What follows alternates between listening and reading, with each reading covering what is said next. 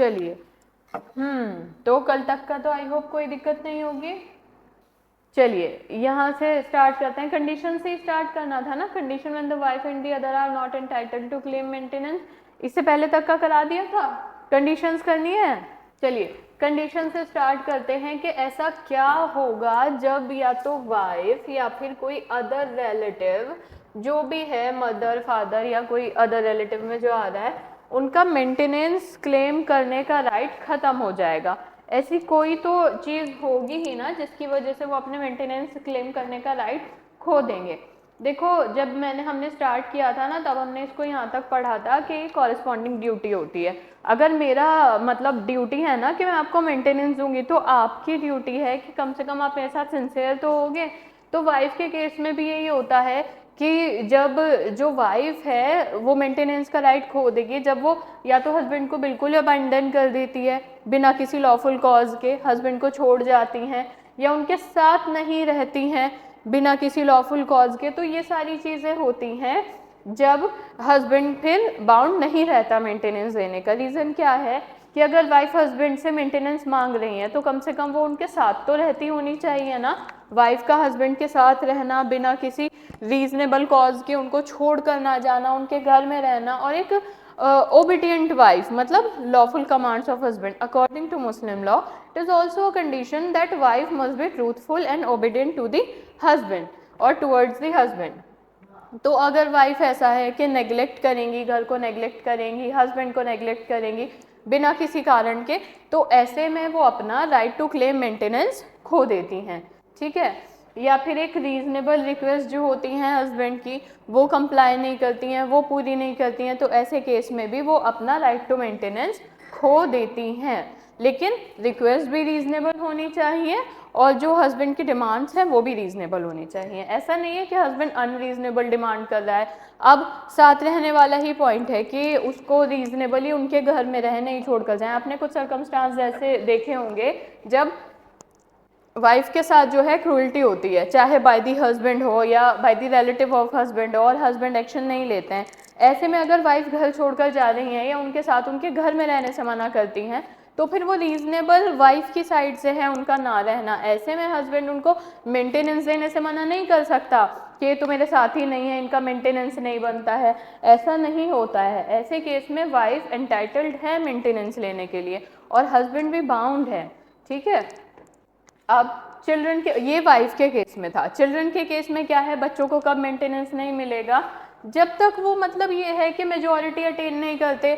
लड़के के केस में तो यही होता है बेसिकली, तो बच्चों के केस में तो यही होता है, लड़के के केस में स्पेशली, कि जब तक वो मेजॉरिटी अटेन नहीं करता है तब तक तो फादर के ऊपर ऑब्लिगेशन होती है। जब वो मेजॉरिटी अटेन कर लेता है फिर फादर बाउंड नहीं रह जाता है। लेकिन फीमेल चाइल्ड के उसमें ज़्यादातर ये कहा जाता है कि जब तक उनकी शादी नहीं हो जाती है तब तक फादर बाउंड है उनको मेंटेन करने के, एंड आफ्टर हर मैरिज फिर फादर बाउंड नहीं है, ठीक है। एक बारी जब जो मेल चाइल्ड है वो मेजर हो जाएगा और फीमेल चाइल्ड की शादी हो जाएगी, तब फिर जो पेरेंट्स की या फादर की जो एक ऑब्लिगेशन है वो ख़त्म हो जाती है। पेरेंट्स और ग्रैंड पेरेंट्स को लेकर कब राइट्स ख़त्म होते हैं, तो जो मेंटेन किया जाता है पेरेंट्स को या ग्रैंड पेरेंट्स को तब होता है कि जब वो खुद को मेंटेन नहीं कर पाते हैं। अब उनके पास कोई सफिशिएंट कॉज नहीं होता है खुद को मेंटेन करने का, कोई सफिशिएंट इनकम नहीं होती है। बट लेट सपोज के पेरेंट्स को कहीं से सफिशिएंट इनकम प्रोवाइड होने लगे, कहीं कुछ ऐसा हो जाए कि पेरेंट्स के पास पैसे आने लगे, सफिशिएंट मीन्स हो उनके पास, यहाँ तक कि उनके पास जिससे मेंटेनेंस क्लेम किया जा रहा है उससे ज़्यादा सफिशिएंट मीन्स हो, तो यहाँ ऐसे चेंज ऑफ सर्कमस्टांस में कहा जाता है कि नाउ दैट पर्टिकुलर मैन और person is not bound to maintain their parents और हिज पेरेंट्स, ठीक है। अब जब सिचुएशन ही चेंज हो गई, रीजनेबल सोर्स आ गया उनके पास कि अब वो खुद को मेंटेन कर सकते हैं, तो वहाँ पे उनका राइट खत्म हो जाता है। और ऐसे ही अदर रिलेटिव में जैसे हमने पढ़ा था कि अदर रिलेटिव को भी कई बार मेंटेन करना पड़ जाता है, तो अदर रिलेटिव के केस में क्या है कि हाँ ऑब्लिगेशन तो है कि फैमिली बॉन्ड की वजह से, किसी वजह से अगर वो खुद को मेंटेन नहीं कर पाते हैं तो वहाँ पर उनको कर देंगे जब वो अनेबल हैं खुद को मेंटेन करने के और उनका खुद का कोई बच्चा नहीं है। तो अब जब उनके पास भी सोर्स ऑफ इनकम आ जाए है ना, तो उनका भी जो राइट टू मेंटेनेंस है, जो मेंटेनेंस क्लेम करने का राइट है, वो टर्मिनेट हो जाता है। ठीक है, तो तीनों के केस में क्या है, कभी कभी ये क्वेश्चन बन जाता है, वाइफ कब अपना राइट खो देती हैं, जब वो ओबीडिएंट नहीं रहती हैं या वो बिना किसी रीजनेबल कॉज के हस्बैंड के साथ रहने से मना कर देती हैं। बच्चे कब खो देते हैं, जब लड़का मेजॉरिटी अटेन कर लेता है और लड़की की शादी हो जाती है। पेरेंट्स कब खो देते हैं, जब पेरेंट्स के पास कोई ऐसा सफिशिएंट मीन्स आ जाए जिससे वो खुद को मेंटेन कर सके। और अदर रिलेटिव भी जब तक वो खुद को मेंटेन नहीं कर पा रहे हैं, एक बार जब उनके पास इतना सोर्स ऑफ इनकम आ जाएगा कि वो खुद को मेंटेन कर लेंगे, तब उनका राइट भी खत्म हो जाता है। बताइए, ये तीनों चीज़ें क्लियर हैं आपको कि किस किस का राइट कब खत्म हो जाता है मेंटेनेंस लेने का। फिर हम सबसे इम्पॉर्टेंट एस्पेक्ट स्टार्ट करेंगे। चलिए, लेट मी नो, यहाँ तक क्लियर हैं आप? तथागत, साहिल, प्रीति, पूर्वा, गिनी, वरुण, यहाँ तक क्लियर हैं आप? चलिए आगे बढ़ते हैं, अब आगे देखते हैं कि इसमें अब इस एस्पेक्ट का, इस चैप्टर का, या मेंटेनेंस में सबसे इम्पॉर्टेंट चीज़ होती है मेंटेनेंस ऑफ वाइफ। अब maintenance of wife under Muslim law, अभी आपने जब थोड़ा बहुत इद्दत का पढ़ा था, जब थोड़ा बहुत हम लोगों ने मैरिज पढ़ा, तो उसमें थोड़ा थोड़ा आता रहा कि ड्यूरिंग मैरिज हस्बैंड बाउंड है। कल हमने एक चार्ट भी ड्रॉ किया था जिसमें हमने 3 अलग अलग एस्पेक्ट देखे थे कि ड्यूरिंग मैरिज तो हस्बैंड को मेंटेन करना ही करना पड़ेगा, और फिर अगर शादी किसी वजह से टूट जाती है तो ड्यूरिंग इद्दत मेंटेन करना पड़ेगा। बट जो क्वेश्चन बन रहे थे वो ये बन रहे थे कि स्टेटस क्या है आफ्टर इद्दत का। तो वो अब हमारे पास 2-3 केस लॉज हैं, एक पूरा एक्ट है, तो उसमें हम समझेंगे। तो क्या कह रहा है ये कि under Muslim law the wife's right to maintenance by her husband is an absolute right. ठीक है, ये ऐसा नहीं है कि वो अपनी खुशी से करना चाहेगा तो करेगा, no, it is an absolute right, और वो एक ऑब्लिगेशन है हस्बैंड के ऊपर, हस्बैंड की चॉइस नहीं है वो, ये एक ऑब्लिगेशन, ये एक ऑब्लिगेटरी राइट है। ठीक है, अब हम आगे आते हैं कि अगर जो क्लेम होगा मेंटेनेंस का वाइफ के थ्रू, जो प्रेफर किया जाता है बच्चों से भी ज़्यादा, ये माना जाता है जो बच्चों का राइट टू मेंटेनेंस है ना, उससे बड़ा है वाइफ का राइट टू मेंटेनेंस। वाइफ को पहले समझो, बच्चे भी वाइफ से हैं, क्योंकि यही कहा जाता है कि वाइफ को कंसिडर किया जाता है रूट, और जो बच्चे हैं वो ब्रांच हैं। तो पहले you need to take care of the root, बाद में ब्रांच की बारी आएगी। तो अगर पूछा जाएगा कि किसका राइट ज़्यादा सुपीरियर है, वाइफ का राइट ज़्यादा सुपीरियर है या बच्चों का राइट ज़्यादा सुपीरियर है मेंटेनेंस में, तो जनरली वाइफ का राइट ज़्यादा सुपीरियर है। अब जो मेंटेनेंस बाय वाइफ है can be divided into 4 parts. अब जो मेंटेनेंस होगा वाइफ का, सबसे पहले तो एक ऑब्लिगेशन है शादी की, है ना, और एक अग्रीमेंट है। जब प्री न्यूपिटल अग्रीमेंट होते हैं, जैसे कि आप बाउंड हो जाते हो, आपने कोई कॉन्ट्रैक्ट किया ना, तो आप उस कॉन्ट्रैक्ट के टर्म में बाउंड हो जाते हो। इसी तरीके से मैरिज में भी इसको प्री न्यूपिटल एग्रीमेंट क्यों कहा जाता है? अब आपने शादी की, नाउ यू आर बाउंड, जिस इंसान से आपने शादी की है अब आप उसका ध्यान रखने के लिए बाउंड हो चुके हो।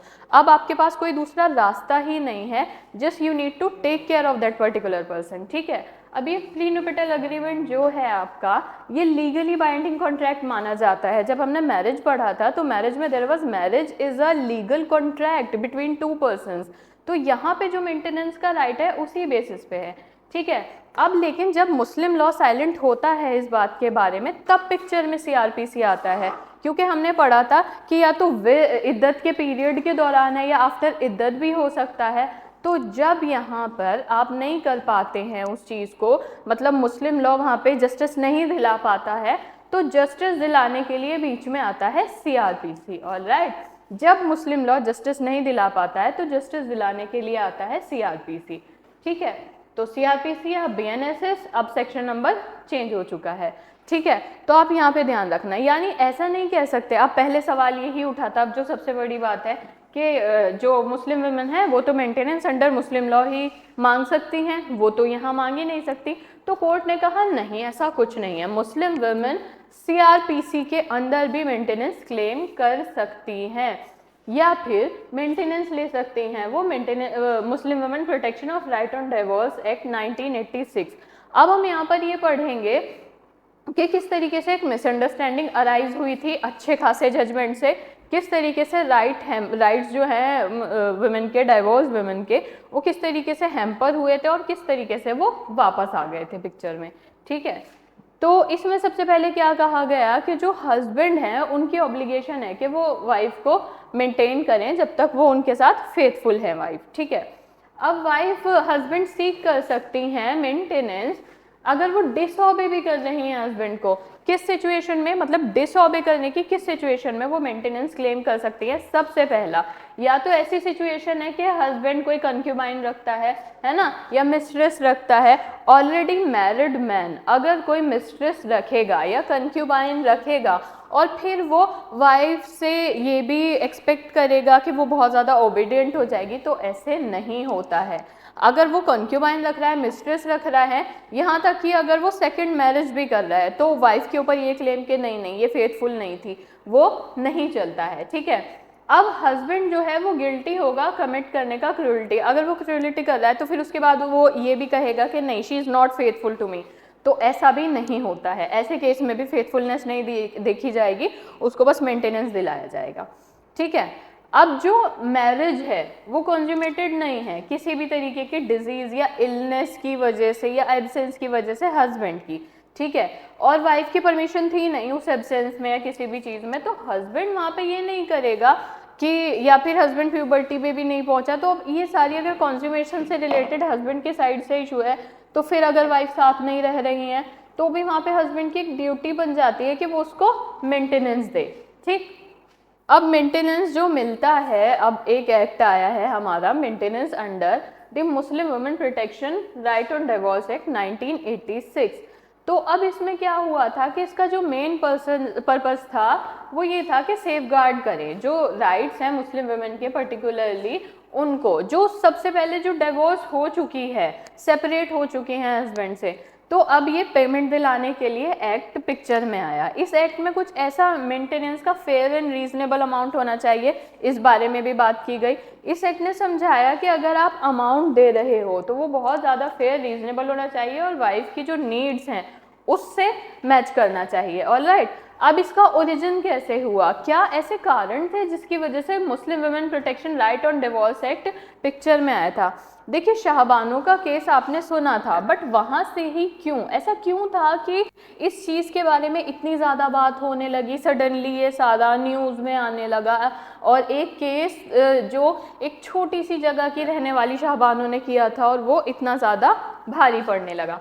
देखिए, ऐसा हुआ था कि जो ओरिजिन थी इस एक्ट को आने का सही कारण जो था वो मोहम्मद अहमद खान वर्सेस शाहबानो बेगम थी।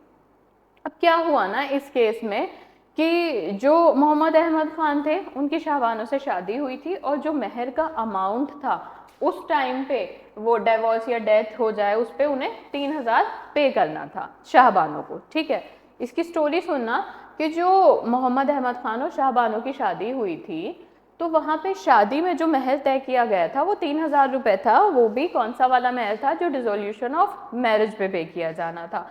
ठीक, अब इसके बाद उनके 3 बेटे और 2 बेटियां हुई इस शादी से। अब यहाँ पे जब 1978 में किसी कारण से जो मोहम्मद अहमद खान थे उन्होंने ट्रिपल तलाक प्रोनाउंस कर दिया, है ना, जिसे तलाकुल बिदअत कहा जाता है। अब ये तलाक तो इर्रिवोकेबल होती है, उन्होंने प्रोनाउंस करा और फिर तो वो तलाक हो जाना था, है ना।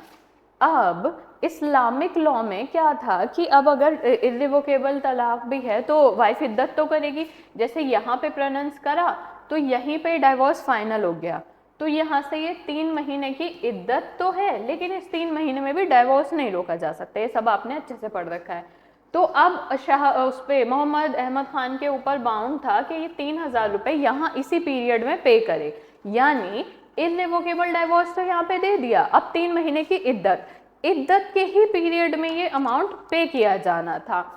तो पहले तो वो अमाउंट ऑफ महर देने में तंग कर रहे थे, बट जैसे तैसे वो हो गया। अब वहाँ पे उन्होंने अमाउंट ऑफ महर देकर ही जो इद्दत के पीरियड में मेंटेनेंस भी दिया जाता है वो नहीं दिया। मैंने आपको पढ़ाया था कि हस्बैंड बाउंड होता है इद्दत के पीरियड में भी मेंटेन करने का वाइफ को, ये हमने बहुत अच्छे से क्लियर किया था कि ज़रूरी नहीं है वो सिर्फ महर देगा और बच जाएगा, हस्बैंड बाउंड है जो हमने इस्लामिक टेक्स्ट के हिसाब से पढ़ा था कि हस्बैंड बाउंड है ड्यूरिंग इद्दत मेंटेनेंस देने का, ये पढ़ा था ना हमने। तो अब वही बात दोबारा वापस आती है।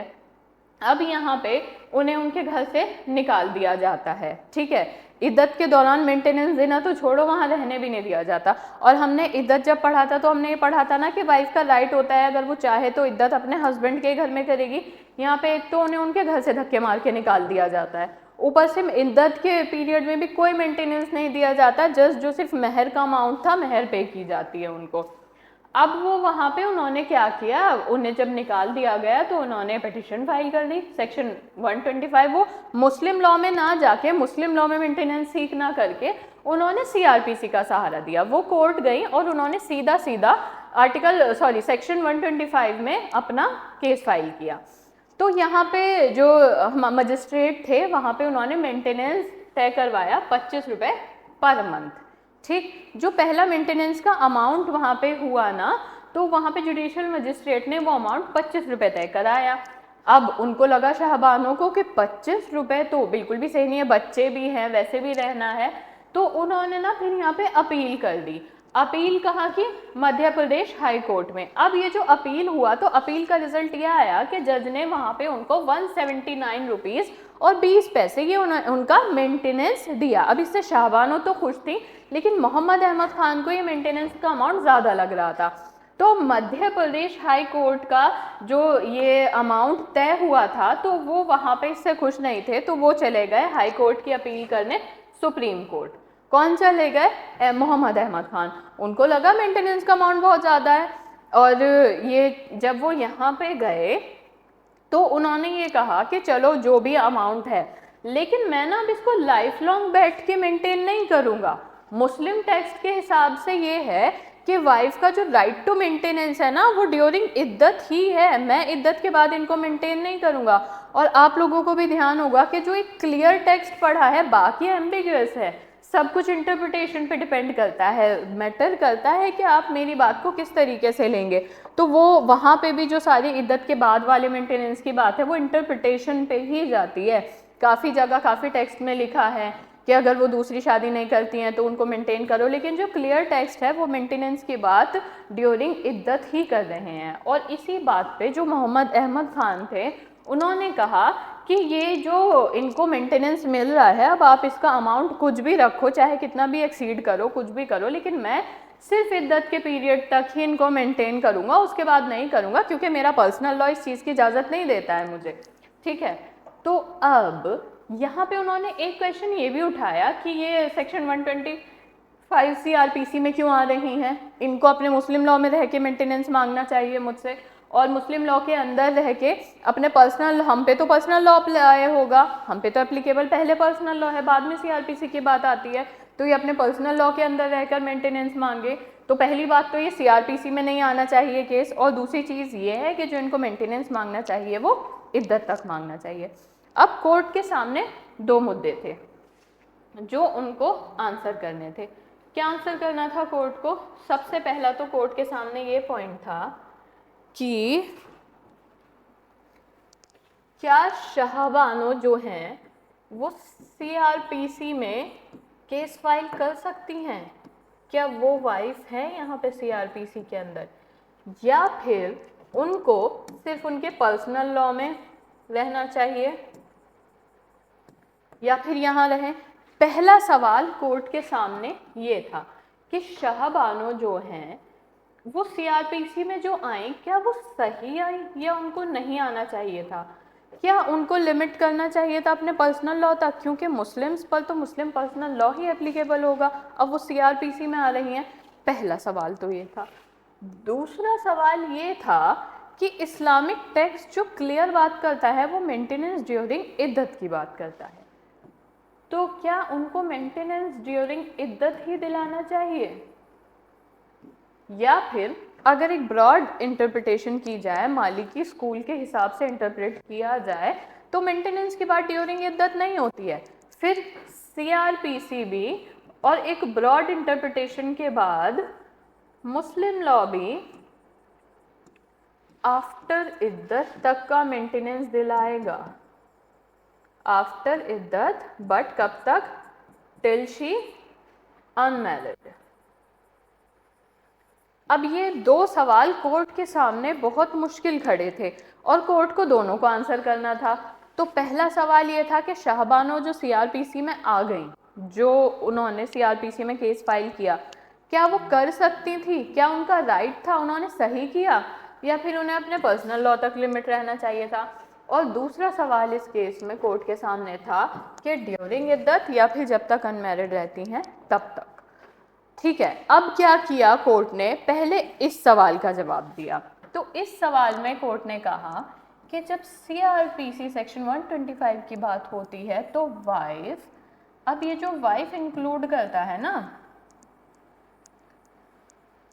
तो ये इंक्लूड करता है डिवोर्स वाइफ को भी। पहला पॉइंट कि जो टर्म वाइफ है ये सिर्फ एक मैरिड वुमन की बात नहीं करता, एक डिवोर्स्ड वाइफ को भी इंक्लूड करता है। प्लस ये जो वाइफ है ना, चाहे डिवोर्स्ड वाइफ है या कोई भी है, इनका कोई रिलीजन नहीं है। यानी जो सीआरपीसी में वाइफ टर्म है वो बहुत सेक्युलर है। कोर्ट ने ऐसा कहा कि ये वाइफ हिंदू, मुस्लिम, क्रिश्चियन, सिख नहीं बताई गई हैं, ये इंडियन है। तो ये यहाँ पे चाहे डिवोर्स्ड वाइफ हैं, चाहे अभी भी मैरिड वाइफ हैं जिनका हस्बैंड मेंटेनेंस नहीं दे रहा है, अगर ये इंडिया में है, इंडियन है और वाइफ हैं, चाहे ये मैरिड वाइफ है या डिवोर्स्ड वाइफ है या विडोड वाइफ है, तो ये इसके अंदर आती हैं, नो मैटर इनके ऊपर कोई भी पर्सनल लॉ एप्लीकेबल होता हो। तो क्या इंटरप्रिटेशन हुई शाहबानो वाले केस की? कोर्ट ने कहा divorced wife includes in this section, मतलब ये term wife includes divorced wife, पहला पॉइंट। और दूसरा कि जो टर्म वाइफ और ये सेक्शन है बिल्कुल सेक्युलर है, मैटर ही नहीं करता है कि वाइफ का रिलीजन क्या है। वो वाइफ है ना, चाहे उनका तलाक हो चुका है, चाहे वो अभी भी शादीशुदा है, चाहे वो विडो है, वो वाइफ है और वो इंडिया में रहती हैं, तो वो इस सेक्शन के अंदर आती हैं और वो जब चाहे तब इस सेक्शन में केस फाइल कर सकती हैं। कोई पर्सनल लॉ का बैरियर है ही नहीं। तो पहला तो ये सॉल्व किया। अब कोर्ट के सामने था ड्यूरिंग इद्दत, जो कि इस्लामिक लॉ कहता है, और आफ्टर इद्दत टिल शी अनमैरिड। तो कोर्ट ने कहा जब वो यहाँ इसके अंदर आ रही हैं, वाइफ हैं, तो ड्यूरिंग इद्दत का तो सवाल ही नहीं उठता। जब तक वो दूसरी शादी नहीं करती तब तक वो मेंटेनेंस का राइट रखती हैं। तो कोर्ट ने दो इंटरप्रिटेशन क्या दी? सबसे पहले the term wife includes divorced wife, पहली बात, और the term wife which includes divorced wife also a secular term, जिसके अंदर हिंदू, मुस्लिम, क्रिश्चियन, सिख सभी वाइफ जो भी हैं इंडियन हैं यहीं आती हैं और वो अपने पर्सनल लॉ से हटकर यहाँ पर केस फाइल कर सकती हैं। उनके पास दोनों चॉइस हैं और दोनों ही परफेक्टली वैलिड चॉइस हैं। अगर वो चाहती हैं कि वो अपने पर्सनल लॉ में फाइल करें, बिल्कुल मोस्ट वेलकम। अगर वो चाहती हैं वो सीआरपीसी में आए, तो सीआरपीसी के रास्ते भी उनके लिए हमेशा खुले हैं, पहला पॉइंट। दूसरा, उन्होंने ये कहा ड्यूरिंग इद्दत का सवाल नहीं उठता है जब वो सेक्शन 125 पे आ गई हैं। अगर वो दोबारा शादी नहीं कर रही हैं ड्यूरिंग मैरिज भी, इवन ड्यूरिंग इद्दत भी और इवन आफ्टर इद्दत भी, अनटिल शी रीमैरिज। ठीक है, ये केस में डिसाइड हुआ। बताइए यहाँ तक क्लियर है? जस्ट लेट मी नो, यहाँ तक क्लियर है?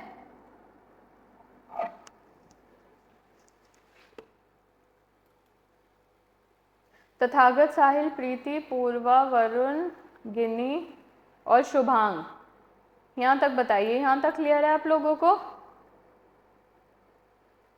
ओके प्रीति, बाकी सब जल्दी let me know, important case है ये। Okay Purva,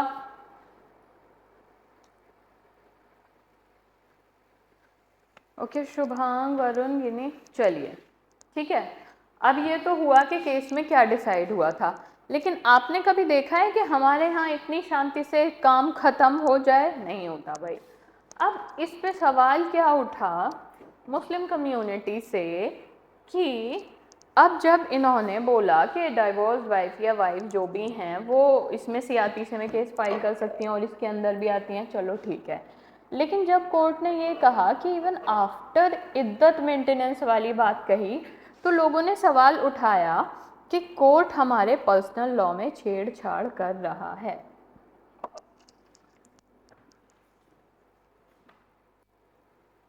I am sorry Shubhang, please recorded देख लेना, बहुत मैस हो जाएगा क्लास में, मेंटेनेंस चल रहा है, क्योंकि फ्लो बन रहा है, बच्चे डिस्टर्ब होंगे, मेंटेनेंस चल रहा है, आप पीछे करके देख लीजिए प्लीज क्लास।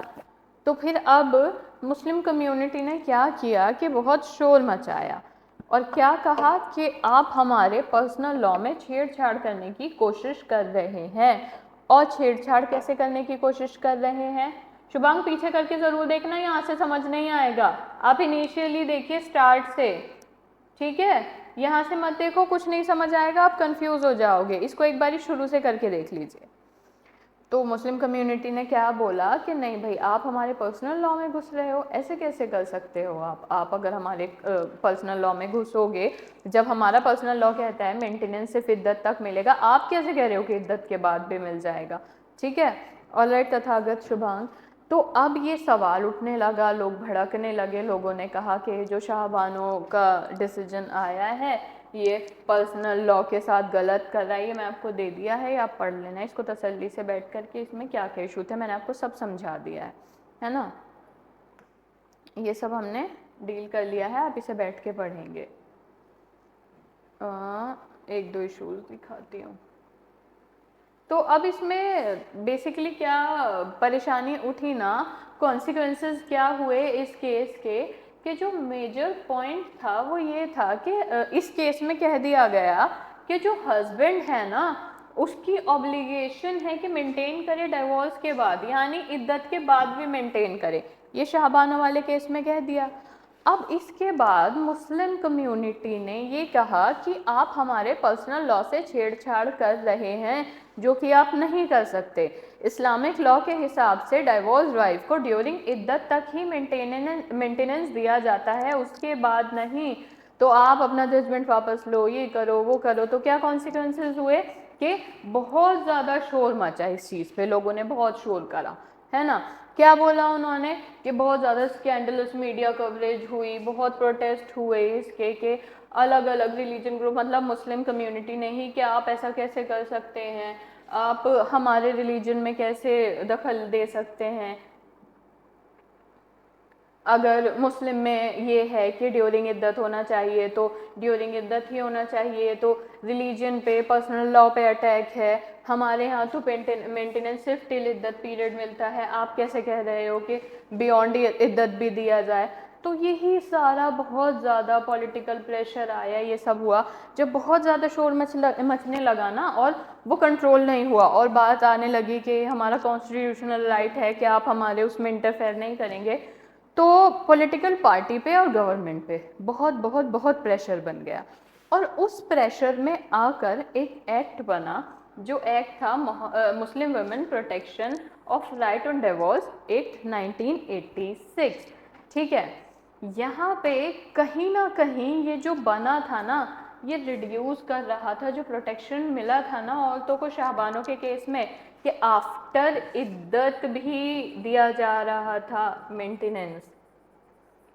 अब आफ्टर इद्दत जो मेंटेनेंस दिया जा रहा था उस पर तो इतना शोर मच गया, लोगों ने इतना वो कर दिया, तो जब ये एक्ट आया तो कहीं ना कहीं इसने रिड्यूस किया, मतलब कुछ ऐसे वर्ड यूज किए अपने अंदर कि इसने ये कहा कि नहीं भाई, मुस्लिम लॉ के हिसाब से तो टिल इद्दत ही दिया जाएगा।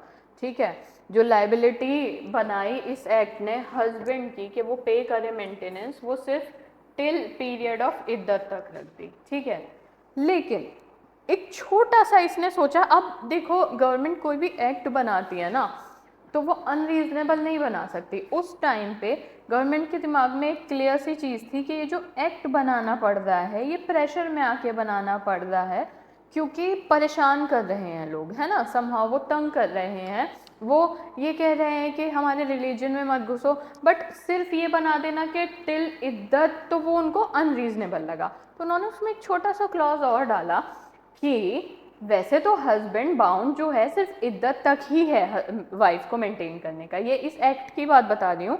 इन्होंने इसमें पहले मेजर पॉइंट ये डाला कि मुस्लिम पर्सनल लॉ के हिसाब से हस्बैंड पे जो ऑब्लिगेशन है वो टिल द पीरियड ऑफ इद्दत है, लेकिन एक क्लॉज उन्होंने क्या बनाया कि इद्दत के पीरियड के बाद भी अगर वो खुद को मेंटेन नहीं कर पा रही है, ठीक है, तो फिर जो रिलेटिव जो प्रॉपर्टी को इनहेरिट करेंगे उसके बाद, मतलब उसकी डेथ के बाद जो उसका पर्सनल है, तो वो उसको मेंटेनेंस दे दें। रिलेटिव में क्या कहा कि अगर उसके फादर इस लायक हैं तो वो दे दें, भाई इस लायक है तो वो दे दें, बट ये क्लॉज को ज़्यादा पसंद नहीं किया गया, है ना। ये मतलब ऐसा लग रहा था कि एकदम से मुस्लिम वुमेन से सारे राइट्स छीन लिए हैं, शाहबानो का डिसीजन इतना अच्छा था, but it is not kind of right कि हाँ चलो अगर वो मेंटेन नहीं कर पा रही है तो हस्बैंड नहीं देगा, रिलेटिव दे देंगे जो उसकी प्रॉपर्टी से इनहेरिट करेंगे। अगर उसके पास प्रॉपर्टी होती जिससे कोई इनहेरिट करेगा तो वो मेंटेनेंस क्यों मांगती। तो बहुत सारे परेशानियां उठी इस एक्ट के आने के बाद। अब देखते हैं कि इस एक्ट के कुछ सेक्शन पढ़ लेते हैं हम जो हमारे लिए इम्पोर्टेंट हैं एग्जाम के हिसाब से। सेक्शन 3, 4, 5 हम ये देख लेंगे थोड़ा। अब क्या होगा इन सेक्शन में, जैसे सेक्शन 3 था इसका, ठीक है, तो सेक्शन 3 में क्या डिस्कस किया गया कि जो महर है और जो बाकी की प्रॉपर्टी है मुस्लिम वुमेन की, ठीक है, वो उसको दे दो भाई डिवोर्स के टाइम ही, उसको उसके लिए चक्कर मत कटवाओ। अगर आप टिल आफ्टर इद्दत उसको मेंटेनेंस देने में इतनी मुसीबत आ रही है ना, तो उसकी जो भी प्रॉपर्टी वगैरह है, जो भी चीज़ें हैं, जो महर है, वो उसको डिवोर्स के टाइम ही दे दो। उसको मत इतना परेशान करो कि उसको एक एक पैसे की परेशानी हो जाए, आप उसको धक्के नहीं खिलाओ उस चीज़ के लिए। और जो डाइवोर्स वुमेन है वो कुछ और चीज़ों के लिए भी एंटाइटल्ड कर दी गई, जैसे रीजनेबल और फेयर अमाउंट ऑफ मेंटेनेंस, ठीक है। अब इद्दत के पीरियड के दौरान ही, लेकिन ये फेयर और रीजनेबल अमाउंट वो पे करेगा। अब पहली बात तो ये वाला जो पॉइंट कह रहा है ये उन 3 महीनों के दौरान का मेंटेनेंस कह रहा है, ठीक है। लेकिन इस एक्ट ने थोड़ी सी चीज़ आगे बढ़ाई और ये कहा कि सिर्फ इन 3 महीने के हिसाब से ही नहीं, इन्हीं 3 महीनों में इसी मेंटेनेंस के अमाउंट में कुछ इतना पैसा दे दिया जाए उसको एक ही बारी में। मतलब ऐसा नहीं है कि वो उसको चलो हम आफ्टर इद्दत लाइफ लॉन्ग उसको मेंटेन करने के लिए कह रहे हैं, लेकिन इन्हीं 3 महीनों में सिर्फ 3 महीने का ना पे करके एक, अगर वो खुद को मेंटेन नहीं कर पा रही है तो कुछ ऐसा अमाउंट पे कर दो उसको इन्हीं 3 महीनों में कि आगे उसके काम आ जाए। समझ रहे हो। तो क्या है कि जो विमेन है वो जो मेंटेन कर रही हैं, बच्चों को भी कर रही हैं, चाहे वो शादी या डाइवोर्स से पहले या बाद में पैदा हुए हैं, तो एक रीजनेबल और फेयर अमाउंट दो उसको मेंटेनेंस का, है ना। हस्बैंड को ही, बच्चों के लिए भी, मतलब अगर सिर्फ वाइफ है डिवोर्स वाइफ तो भी उन्हीं 3 महीनों में एक अच्छा खासा अमाउंट पे कर दो कि उनके आगे काम आए। और अगर बच्चे भी हैं उनके साथ में तो भी कुछ ऐसा दे दो कि इन 3 महीने के बाद भी वाइफ और बच्चे के काम आ जाए। तो ऐसे में जो कोर्ट ने अमाउंट डिसाइड करना शुरू किया ना मेंटेनेंस का, तो इन 3 महीने के हिसाब से नहीं किया, एक अच्छा खासा अमाउंट कि वो उसके बाद में भी काम आ जाए। और देखो on the other hand religious को भी, रिलीजियस सेंटिमेंट्स को भी नहीं छुआ। मतलब उसने ये भी नहीं कहा कि नहीं नहीं आफ्टर इद्दत भी मेंटेन करो, क्योंकि उस पर बहुत शोर मच रहा था, लेकिन उसने ऐसा कहा कि इद्दत के पीरियड में ही कुछ ऐसे इतना अमाउंट दे दो कि वो बाद में भी काम आ जाए उसके, ठीक है। अब वहाँ पे बच्चे बच्चे उनके हिसाब से, अब जो अमाउंट ऑफ महर है ना, वो पहले ही डिस्कस होता है, तो वो पहले डिसाइडेड होता है, तो मुस्लिम लॉ के हिसाब से उसको तभी पे कर दो। कोई और प्रॉपर्टी है जो उसको देनी चाहिए या उसका हक है, तो वो कैसी भी है ना, उसके किसी भी तरह उसकी है तो उसको दे दो। और अगर उसके बाद कोई ऐसा है जो उसकी प्रॉपर्टी में इनहेरिट करेगा तो प्लीज़ वो बाद में वो रिलेटिव उसको मेंटेन करता रहे। अब डायरेक्टली ये एक्ट ये तो नहीं कह सकता था ना कि नहीं नहीं आफ्टर इद्दत भी मेंटेन करो, सारा शोर तो उसी बात का था, ठीक। तो ये एक्ट आने की वजह से ना अब लोगों ने इसका उठाना शुरू करा गलत फ़ायदा। जब डिवोर्स होने लगी तो हस्बैंड्स ने इसका कैसे फ़ायदा उठाना शुरू करा, उन्होंने सोचा नहीं अब तो ये एक्ट आ चुका है, शाहबानो वाला डिसीजन तो अब उतना मैटर नहीं करता, हम तो आफ्टर इद्दत इनको मेंटेन करेंगे ही। शादी करते थे, इद्दत के दौरान थोड़ा बहुत अमाउंट मेंटेनेंस का फिक्स होता था, देते थे और पीछे हट जाते थे। अब जब इसका इतना ज़्यादा मिसयूज़ होने लगा कि भाई रीजनेबल और फेयर अमाउंट भी क्या, कुछ केसेस में हाँ कोर्ट ने ऐसा करना शुरू किया कि जो मेंटेनेंस दिलवा रहे थे 3 महीने के लिए इद्दत के लिए, उस मेंटेनेंस अमाउंट को थोड़ा अच्छा खासा कर दिया कि चलो वो वाइफ आगे काम में ले सके उसको, बट वो पूरी ज़िंदगी का तो नहीं दिलवा सकते थे ना तब भी। और फिर गवर्नमेंट को खुद रियलाइज़ होने लगा कि जो लोग हैं ना इसको गलत तरीके से यूज़ कर रहे हैं, लोगों इसको इस तरीके से यूज़ कर रहे हैं कि इस एक्ट ने तो ये कह दिया है कि हस्बैंड सिर्फ इद्दत तक ही वाइफ को मेंटेन करेगा और इद्दत के बाद मेंटेनेंस नहीं देगा, अब उसकी कोई जिम्मेदारी नहीं बचती है। तो जब इसका इतना मिसयूज़ हुआ तो कुछ और भी होना ही था। देखते हैं क्या होगा। अब यहाँ पे कुछ और लिखा है, if there exist any situation wherein a reasonable and fair amount of maintenance और the amount of mehr has not been paid, यानी जो मेंटेनेंस दिया जाना था या जो मेहर दिया जाना था वो नहीं दिया गया, ठीक है, तो शी और एनी अदर पर्सन, या तो वो खुद ही वाइफ या फिर उनके बिहाफ पे कोई भी इंसान जो जिसे वो ऑथराइज कर रही हैं, तो वो वहाँ पे मजिस्ट्रेट के पास भी जा सकती हैं इसके लिए। फिर आप उसको नहीं रोकोगे ना कि आप कोर्ट क्यों जा रही हैं, तो अब मजिस्ट्रेट क्या देखेंगे कि हस्बैंड के पास अच्छा खासा पैसा है, सब है, लेकिन फिर भी नेग्लेक्ट कर रहा है वाइफ को, फिर भी जो फेयर अमाउंट पे करना चाहिए वो नहीं किया उन्होंने। अब ये जो अमाउंट था ये मेहर के साथ सब कुछ डिवोर्स के टाइम पे दे देना चाहिए था, ट्रांसफ़र कर देना चाहिए था, पर नहीं कर रहे हैं। अब ये सब देखने के बाद फिर मजिस्ट्रेट ना वहाँ पे डायरेक्टली उस हस्बैंड को बोलेंगे कि नहीं भाई देखो इसको पैसे दो, चाहे उस पर उन्हें सीआरपीसी का केस लगाना पड़े या कुछ भी करना पड़े, वो हस्बैंड से वो अमाउंट निकलवा देंगे। लेकिन क्या ये बहुत सही से यूज़ हो रहा था या इस एक्ट के वर्ड ही सुनने में अच्छे लग रहे हैं? The answer is no. Section 4 और देखते हैं क्या कह रहा है। सेक्शन 4 में डिस्कस किया कि order for the payment of maintenance. अब यहाँ पे ये हुआ कि एक बार जो मजिस्ट्रेट सेटिस्फाई हो जाएगा कि जो डाइवोर्स वुमेन है उन्होंने अभी तक दूसरी शादी भी नहीं करी है और वो खुद को मेंटेन भी नहीं कर पा रही हैं इद्दत के बाद भी, तो वो वहाँ पे डायरेक्ट कर सकता है रिलेटिव्स को कि भाई आप लोग ही इसको मेंटेन कर दो। और रिलेटिव भी कौन सा रिलेटिव? जो बाद में उसकी प्रॉपर्टी जो है उनकी डेथ के बाद वो इनहेरिट करेगा। जब हम इनहेरिटेंस पढ़ेंगे तब हम देखेंगे ना कि उनकी डेथ के बाद, एक फीमेल की डेथ के बाद कौन कौन ऐसे लीगल एयर्स होते हैं जो लाइन में होते हैं पैसे लेने की या प्रॉपर्टी लेने की आफ्टर हर डेथ।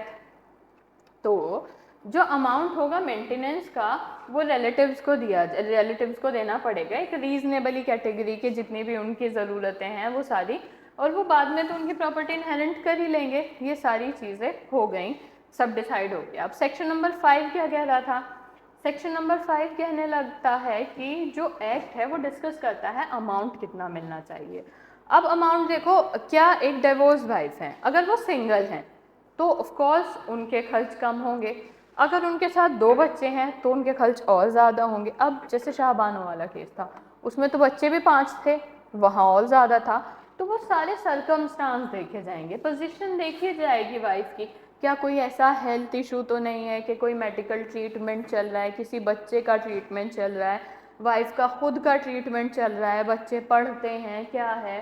तो दोनों पार्टीज़ की पोजीशन और स्टेटस देखी जाएगी, वाइफ कितना लो है, उनको कोई मेंटेन करने का उनके पास कोई हिसाब नहीं है, और हस्बैंड की पोजीशन क्या है, कितना अर्न कर रहे हैं, कितना पे कर सकते हैं, अब कितना अमाउंट मेंटेनेंस का वाइफ चाहती हैं, अगर अलग अलग रह रहे हैं या जो डिवोर्स हुआ है उसके पीछे क्या ग्राउंड्स थे, या अभी डिवोर्स नहीं हुआ है सिर्फ सेपरेशन है तो सेपरेशन कितना जस्ट है ना, अब प्रॉपर्टी इनकम किस हिसाब से है, ये सारी चीज़ें और बाकी अदर फैक्टर्स भी देखकर मेंटेनेंस का अमाउंट डिसाइड हो जाएगा।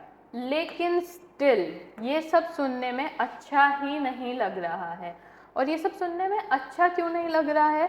क्योंकि ये एक्ट कह क्या रहा है? ये एक्ट ये कह रहा है कि जो भी अमाउंट पे होगा डिवोर्स के बाद पे हो जाएगा, इद्दत के पीरियड में पे हो जाएगा, और हस्बैंड की इद्दत के बाद कोई रिस्पॉन्सिबिलिटी बची नहीं है। अगर वो इद्दत के बाद मेंटेन नहीं कर पा रही हैं तो रिलेटिव करेंगे उनको। लेकिन जब ये इतना मिसयूज़ होने लगा कि नहीं नहीं इद्दत तक मैं मेंटेनेंस दूंगा और इद्दत के बाद तो मेरी कोई रिस्पॉन्सिबिलिटी नहीं बचती है आपको मेंटेन करने की, जब ये बातें इस तरह जाने लगी तो और मैस बन गया। एक मैस कब मचा था? शाहबानो का डिसीजन आने के बाद। उसमें क्या मैस मचा था? उसमें क्या बोला गया था कि नहीं आप हमारे पर्सनल राइट से छेड़छाड़ कर रहे हो, इद्दत के बाद मेंटेनेंस का तो मुस्लिम लॉ में नहीं है, ये सारा था। और एक मैस कि अब जब एक्ट आ गया, जब कह दिया सिर्फ इद्दत तक ही दो, तो वो मिसयूज़ होने लगा, है ना। तो अब आप मुझे बताइए, यहाँ तक क्लियर हैं आप? अब हम आगे देखते हैं कि अब शाहबानो वाला मैस जो समेटा था वो इस एक्ट ने समेटा था, अब इस एक्ट का मैस कौन समेटेगा? यहाँ तक क्लियर हैं हम? तथागत, साहिल, प्रीति, पूर्वा, वरुण, शुभांग और गिनी, जस्ट लेट मी नो, यहाँ तक क्लियर हैं हम एवरीबॉडी?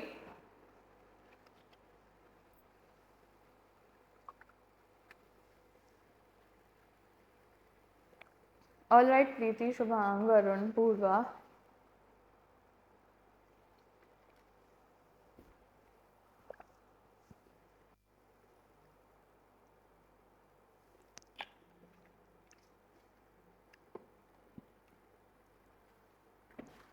अब एक केस आया था,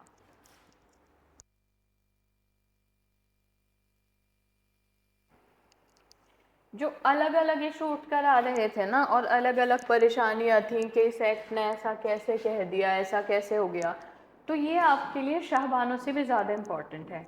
बच्चों की समझ मेंटेनेंस को लेकर शाहबानों तक ही ख़त्म हो जाती है। मेंटेनेंस का सवाल उठता है बच्चों के दिमाग में, सिर्फ शाहबानों का डिसीजन आता है। शाहबानों के बाद भी बहुत मैस मचा है और बहुत मैस सुलझाया भी गया है।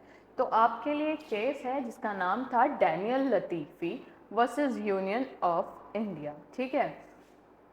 अब ये जो डैनियल लतीफ़ी का केस था ये सबसे ज़्यादा इम्पोर्टेंट रहा। इसमें क्या हुआ ना, मैंने आपके लिए सारी डिटेल्स दे रखी हैं और ये सब है। अब ये केस चैलेंज करता है कॉन्स्टिट्यूशनल वैलिडिटी को, किसकी? Muslim women protection rights and divorce act की, जो कि शाहबानो के केस के बाद आया था। वो कहता है कि क्या ये, चलो मुस्लिम लॉ के हिसाब से आपने ये एक्ट बना दिया कि ड्यूरिंग इद्दत दो मेंटेनेंस, आफ्टर इद्दत हस्बैंड बाउंड नहीं है। मुस्लिम लॉ का हिसाब देख लिया आपने, बहुत अच्छी बात है। क्या कॉन्स्टिट्यूशनली देखा? उसके जो फंडामेंटल राइट्स हैं, उसको जो शादी करके छोड़ दिया गया है, उसके बच्चे भी हैं, उसको वो दूसरी शादी भी नहीं कर रही हैं और वो खुद को मेंटेन भी नहीं कर पा रही हैं, ये कौन देखेगा? तो इन्होंने कहा कि जो शाहबानो वाला जजमेंट था उसमें सही से ये था कि जो सेक्शन 125 सीआरपीसी है उसके अंदर भी उनका वाइफ का राइट है कि वो मेंटेनेंस क्लेम कर सकती हैं, और ये राइट आफ्टर इद्दत भी चलता है। अब ये जो प्रोटेस्ट किया गया मुस्लिम के थ्रू, और बहुत ज़्यादा फिर ये एम बना किसका, ये जो मुस्लिम पर्सनल लॉ को प्रोटेक्ट करने के लिए ये एक्ट आया।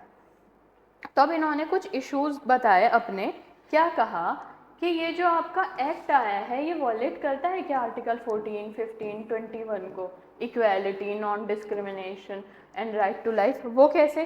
क्योंकि अगर आप इक्वालिटी की आर्टिकल 14 में बात करते हैं तो मुस्लिम वुमेन को वो इक्वालिटी दो ना,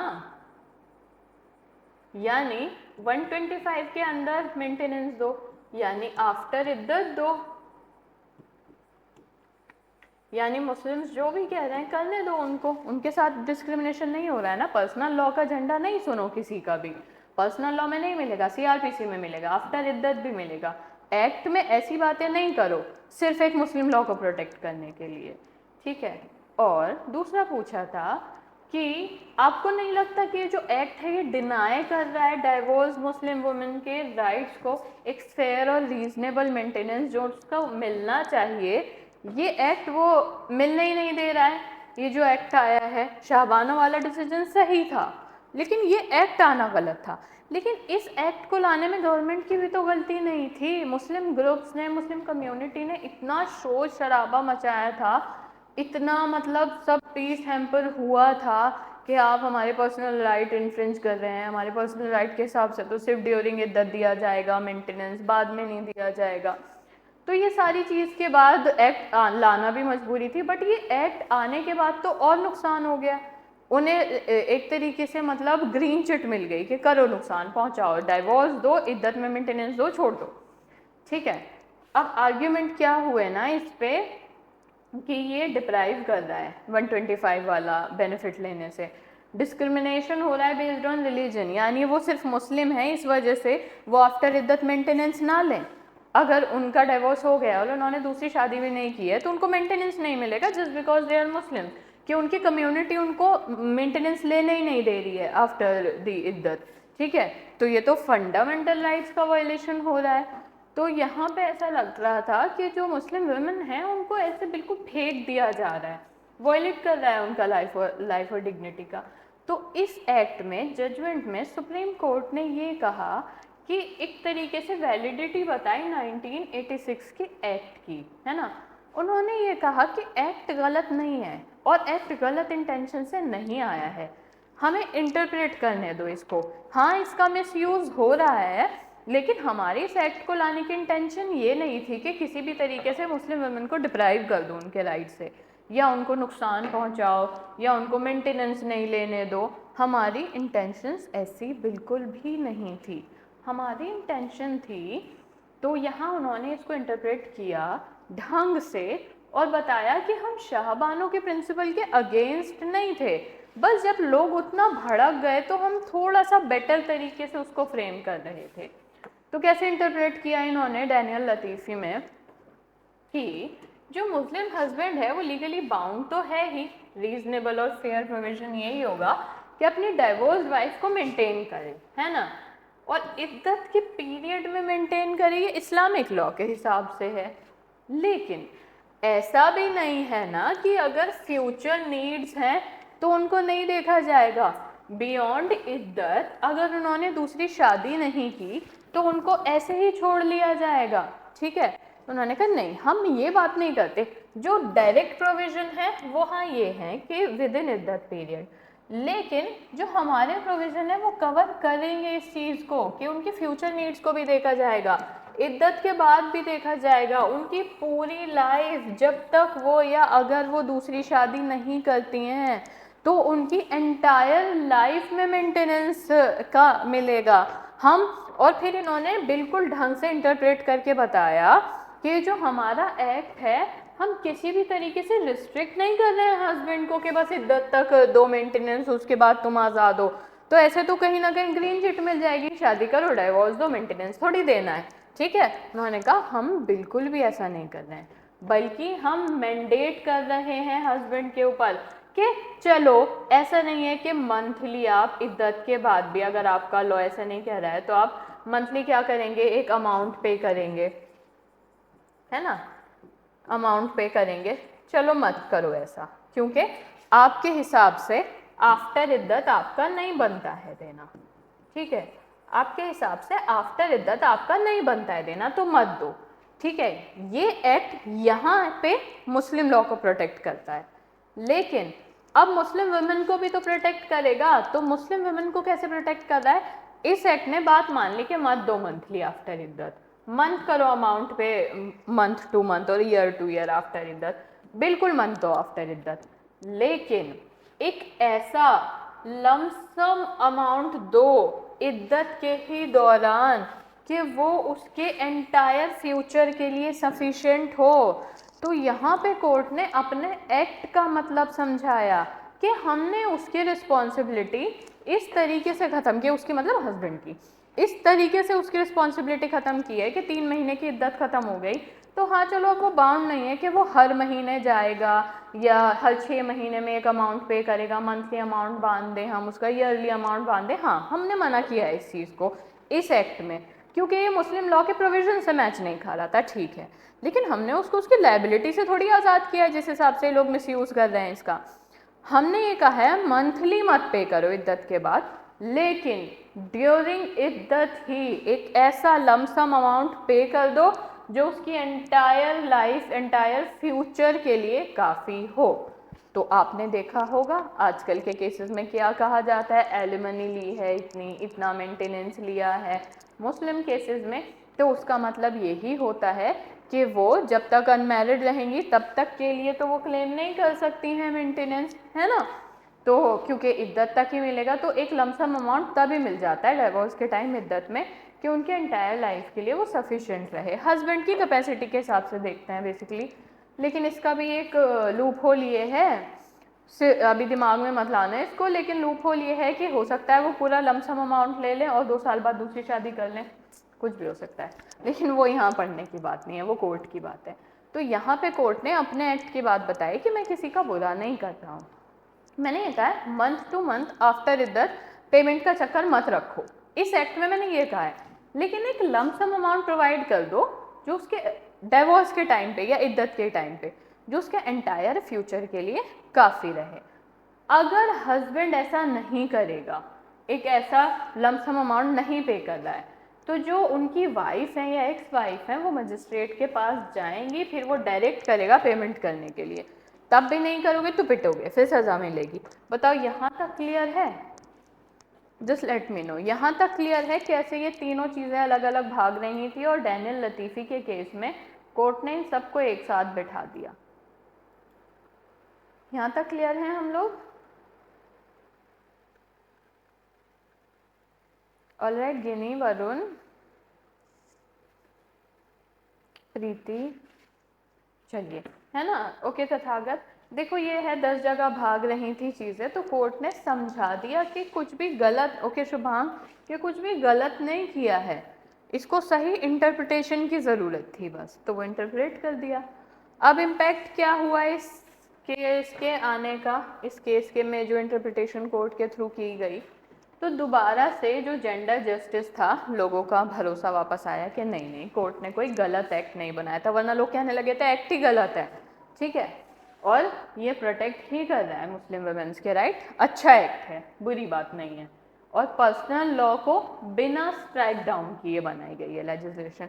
जो फिर सबसे ज़्यादा तारीफ हुई वो ये ही हुई कि पर्सनल लॉ को भी स्ट्राइक डाउन नहीं किया और वुमेन के पर्सनल राइट को भी सही रखा।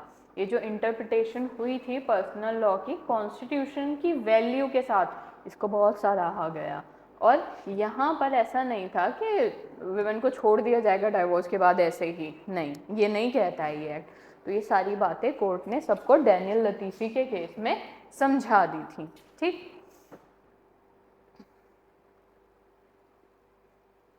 ये केस मैंने आप लोगों के लिए लिखा है, आप लोगों के पढ़ने के लिए। चलो मैं ये पढ़ा देती हूँ, खुद तो नहीं पढ़ोगे ढंग से। ये रिसेंट है, ये 24 का केस है ना, इसीलिए मैंने इसमें डाल दिया था। अब क्या था इस केस में? इस केस का नाम था Mohammed Abdul Samad versus state of Telangana. अब रिसेंट केस इसलिए ज़रूरी रहते हैं कि अब आपका सीक्वेंस क्या बना है, खरार के क्या बन रही है, शाहबानो वाला डिसीजन याद रखोगे, शाहबानो वाले डिसीजन के बाद आप एक्ट याद रखोगे, और एक्ट के बाद एक्ट की इंटरप्रिटेशन ढंग से करने के लिए, लॉज ढंग से बताने के लिए डैनियल लतीफ़ी याद रखोगे। तो पुराना हिस्टोरिकली तो आपको सब आ गया है, अब कभी कभी कुछ नया, और ये 2024 में ही आया था और काफ़ी इसका भी इम्पैक्ट था, इसलिए मैंने इसको यहाँ डाल दिया था। थोड़ा पढ़ते हैं इसके बारे में क्या कह रहा है ये। In the present case the husband and wife got married on 15 नवंबर 2012।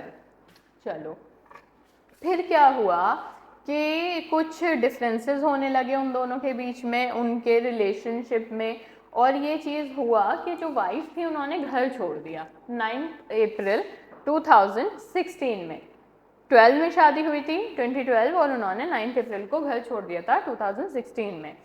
अब जो वाइफ थी उन्होंने इनिशिएट की एक क्रिमिनल प्रोसीडिंग हस्बैंड के अगेंस्ट, ठीक है, और किस ऑफेंस में, ये आप पढ़ेंगे, क्रूअल्टी वगैरह के ही ऑफेंस हैं, इसके लिए उन्होंने उसमें हस्बैंड के अगेंस्ट केस फाइल किया।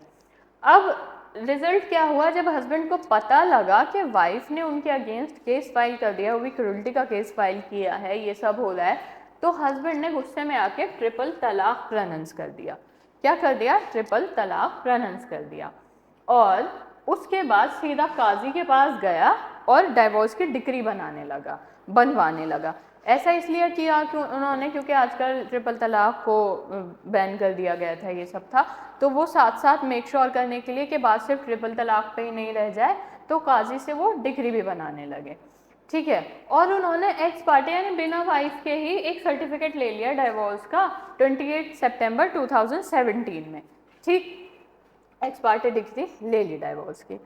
अब क्या हुआ, अब हस्बैंड ने क्लेम किया कि मैं तो कोशिश कर रहा था कि उनको 15,000 रुपये दे दूँ इद्दत के पीरियड में, लेकिन वो नहीं ले रही हैं।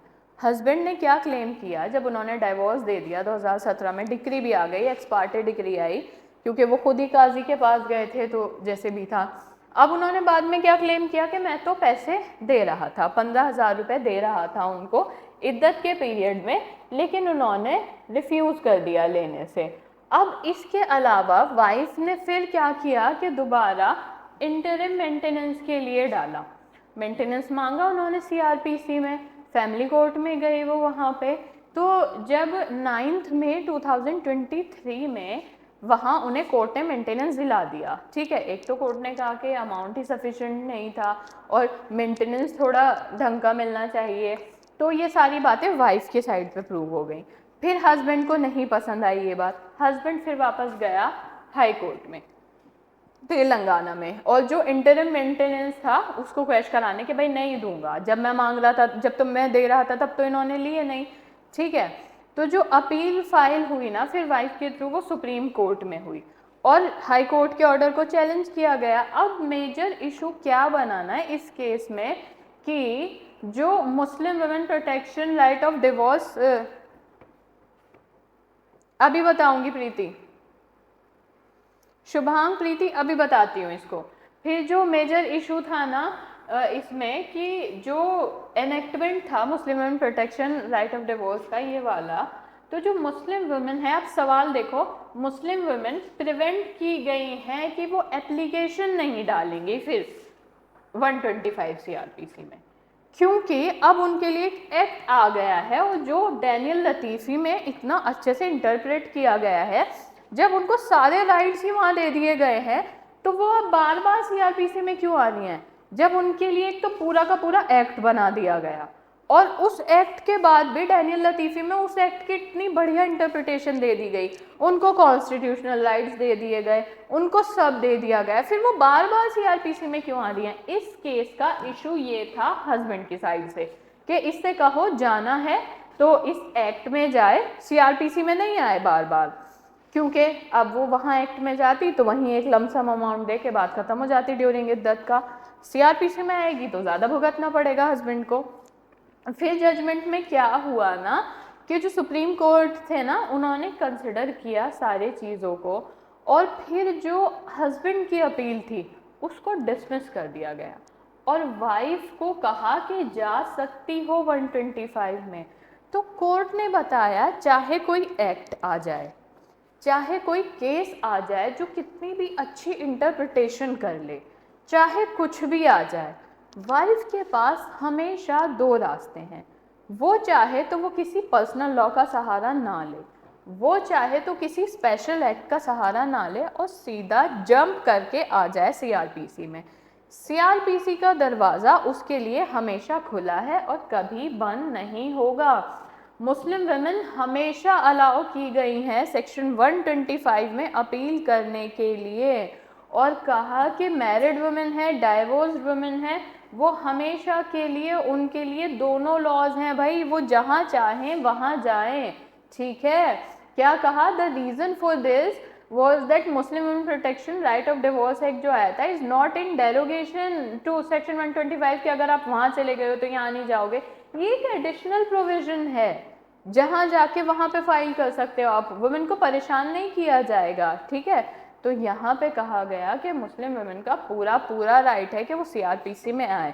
अब आप दोनों का सवाल आता है कि एक्स पार्टी डिक्री का मतलब क्या होता है और एक्स पार्टी डिक्री कैसे आ गई, ठीक है। अब दोनों मेरी बात सुनो, जब उनका वैसे तो ये इस टॉपिक का नहीं है लेकिन मैं बताती हूँ, जब उनका डिवोर्स का केस हो रहा था तो उसने वहाँ पे उसको ट्रिपल तलाक दी थी ना, तो जो ट्रिपल तलाक दी थी उसकी एक डिक्री काजी से ले आया था।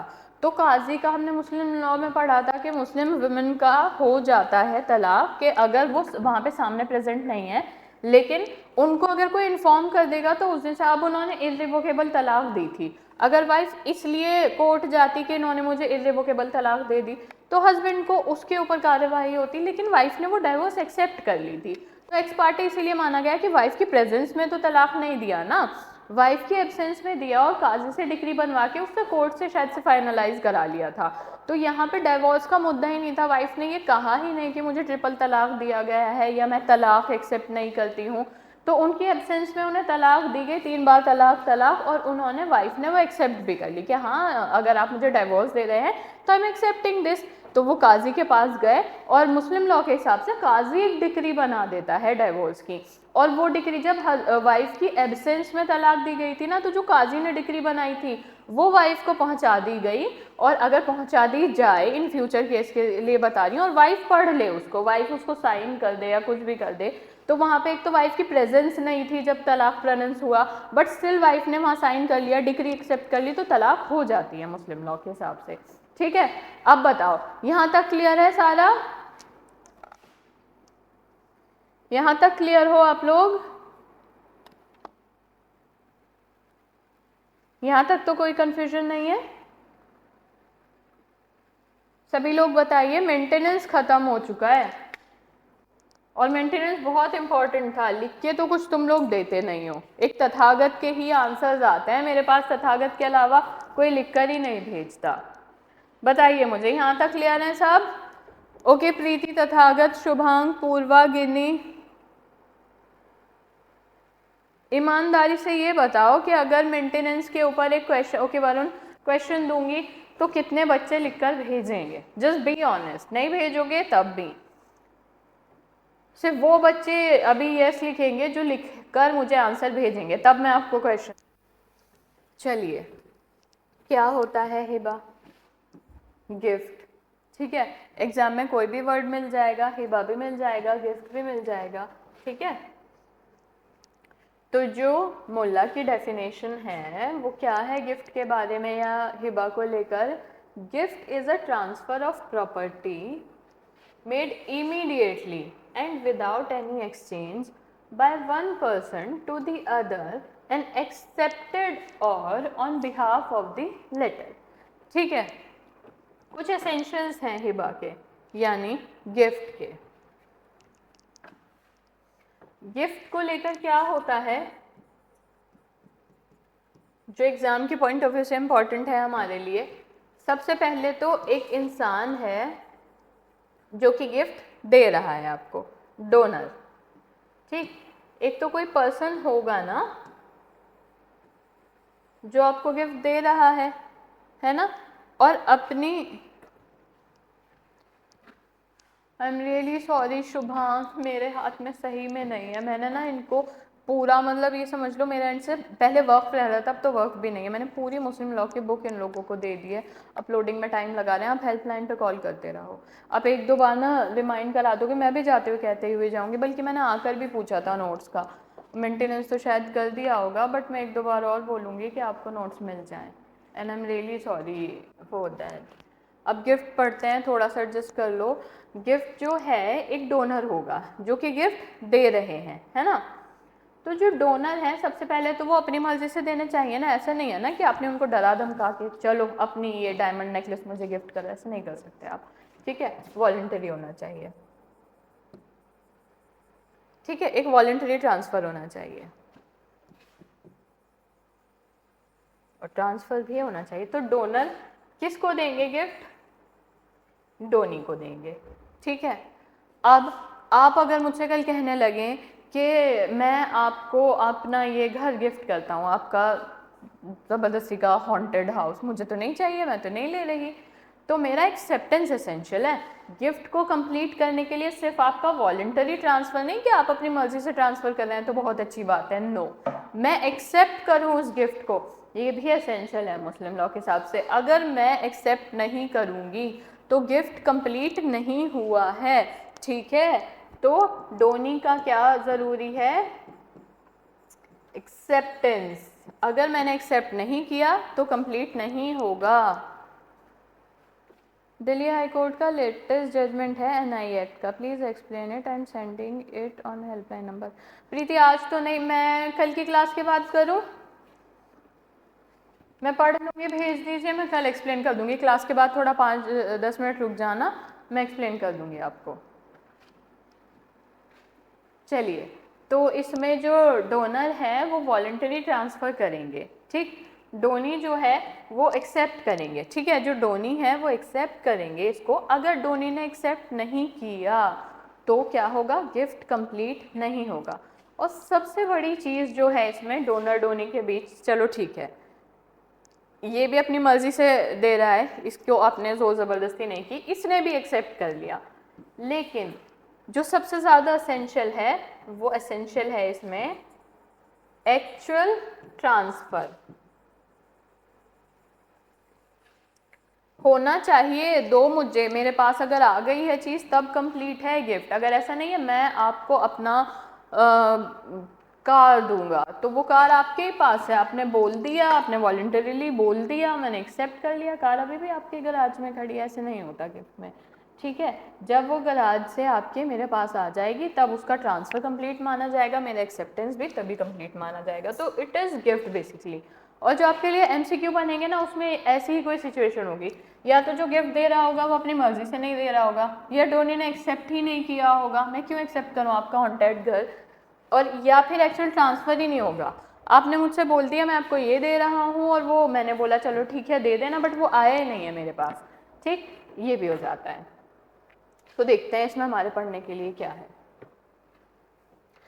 अब हाँ, एक चीज़ मैं लिखना भूल गई थी, और जो गिफ्ट होगा ना वो टू लिविंग पर्सन्स के बीच में होना चाहिए, इंटरवाइवोज। जो आपका डोनर और डोनी है ना वो जिंदा दो इंसान होने चाहिए। ऐसा नहीं है कि आप किसी कि ये गिफ्ट मैं किसी डिजीज पर्सन को देता हूँ, या ऐसा कुछ नहीं हो सकता। दो लिविंग लोग, ठीक है। और लिविंग पीपल आपको पता है जिसको एक लिविंग स्टेटस मिला हुआ है लॉ से, तो उनको भी, तो ये भी एक एसेंशियल है ना। एक अनकंडीशनल ट्रांसफ़र है, मैं आपको तब गिफ्ट दूंगा जब आप अपनी सारी प्रॉपर्टी मेरे नाम कर दोगे, तो it is not a gift ना, ठीक है।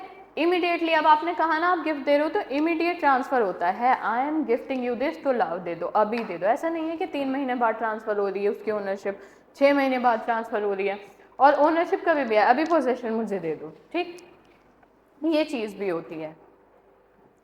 लेकिन एक चीज़ हमारे पास, ये एग्ज़ाम का बहुत रिपीटेड क्वेश्चन है, क्या अगर प्रॉपर्टी मतलब आपकी इमूवेबल है, ठीक, तो वो इमूवेबल प्रॉपर्टी का ट्रांसफ़र क्या टीपीए से गवर्न होगा? ये प्री में बहुत बहुत बहुत पूछा जाता है। मुस्लिम लॉ में अगर आपको कोई गिफ्ट दे रहा है इमूवेबल प्रॉपर्टी, तो क्या वो इमूवेबल प्रॉपर्टी का ट्रांसफ़र टीपीए से गवर्न होगा? ये क्वेश्चन हद से ज़्यादा रिपीट होता है। The answer is no, TPA से गवर्न नहीं होगा, इमूवेबल प्रॉपर्टी का ट्रांसफ़र भी नहीं, वो मोहम्मदन लॉ से ही गवर्न होगा, ठीक है। अब यहाँ तक कि जैसे आप डोनेट करते हो ना, तो ये भी अलाउ करता है कि कोई इंसान अपनी एंटायर प्रॉपर्टी भी गिफ्ट कर दे किसी को, कोई रिस्ट्रिक्शन नहीं है। जैसे इनहेरिटेंस में 1/3 वाला ये सब चक्कर है, तो इसमें वो नहीं है। अब मुस्लिम लॉ में भी अपनी प्रॉपर्टी ट्रांसफ़र करने के बहुत सारे तरीके हैं, और उन बहुत सारे तरीकों में एक ये है हिबा, विच इज़ गिफ्ट, ठीक। अब इंग्लिश में गिफ्ट, अब जो इंग्लिश लॉ में टर्म है ना गिफ्ट, वो ज़्यादा वाइड है कंपैरेटिव टू मुस्लिम लॉ का गिफ्ट, ठीक है, या मुस्लिम लॉ का हिबा, क्योंकि उसमें अलग अलग ट्रांजैक्शन है, एक्सप्रेशन, अलग अलग तरह की प्रॉपर्टी है, कोई कंसिडरेशन ही नहीं होनी चाहिए।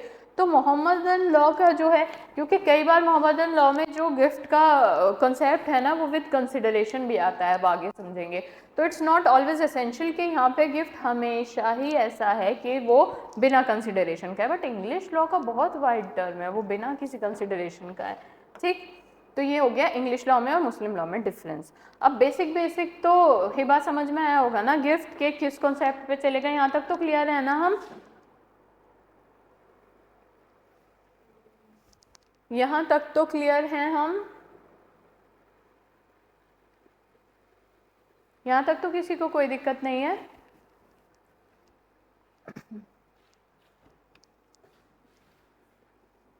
बताइए। ऑलराइट प्रीति, शुभांग, तथागत, चलिए आगे बढ़ते हैं। तो कुछ डेफिनेशंस भी आ जाती हैं कई बार। तो यहाँ पे एक इंटरवाइवोस ट्रांसफर है, एक तो ओके वरुण,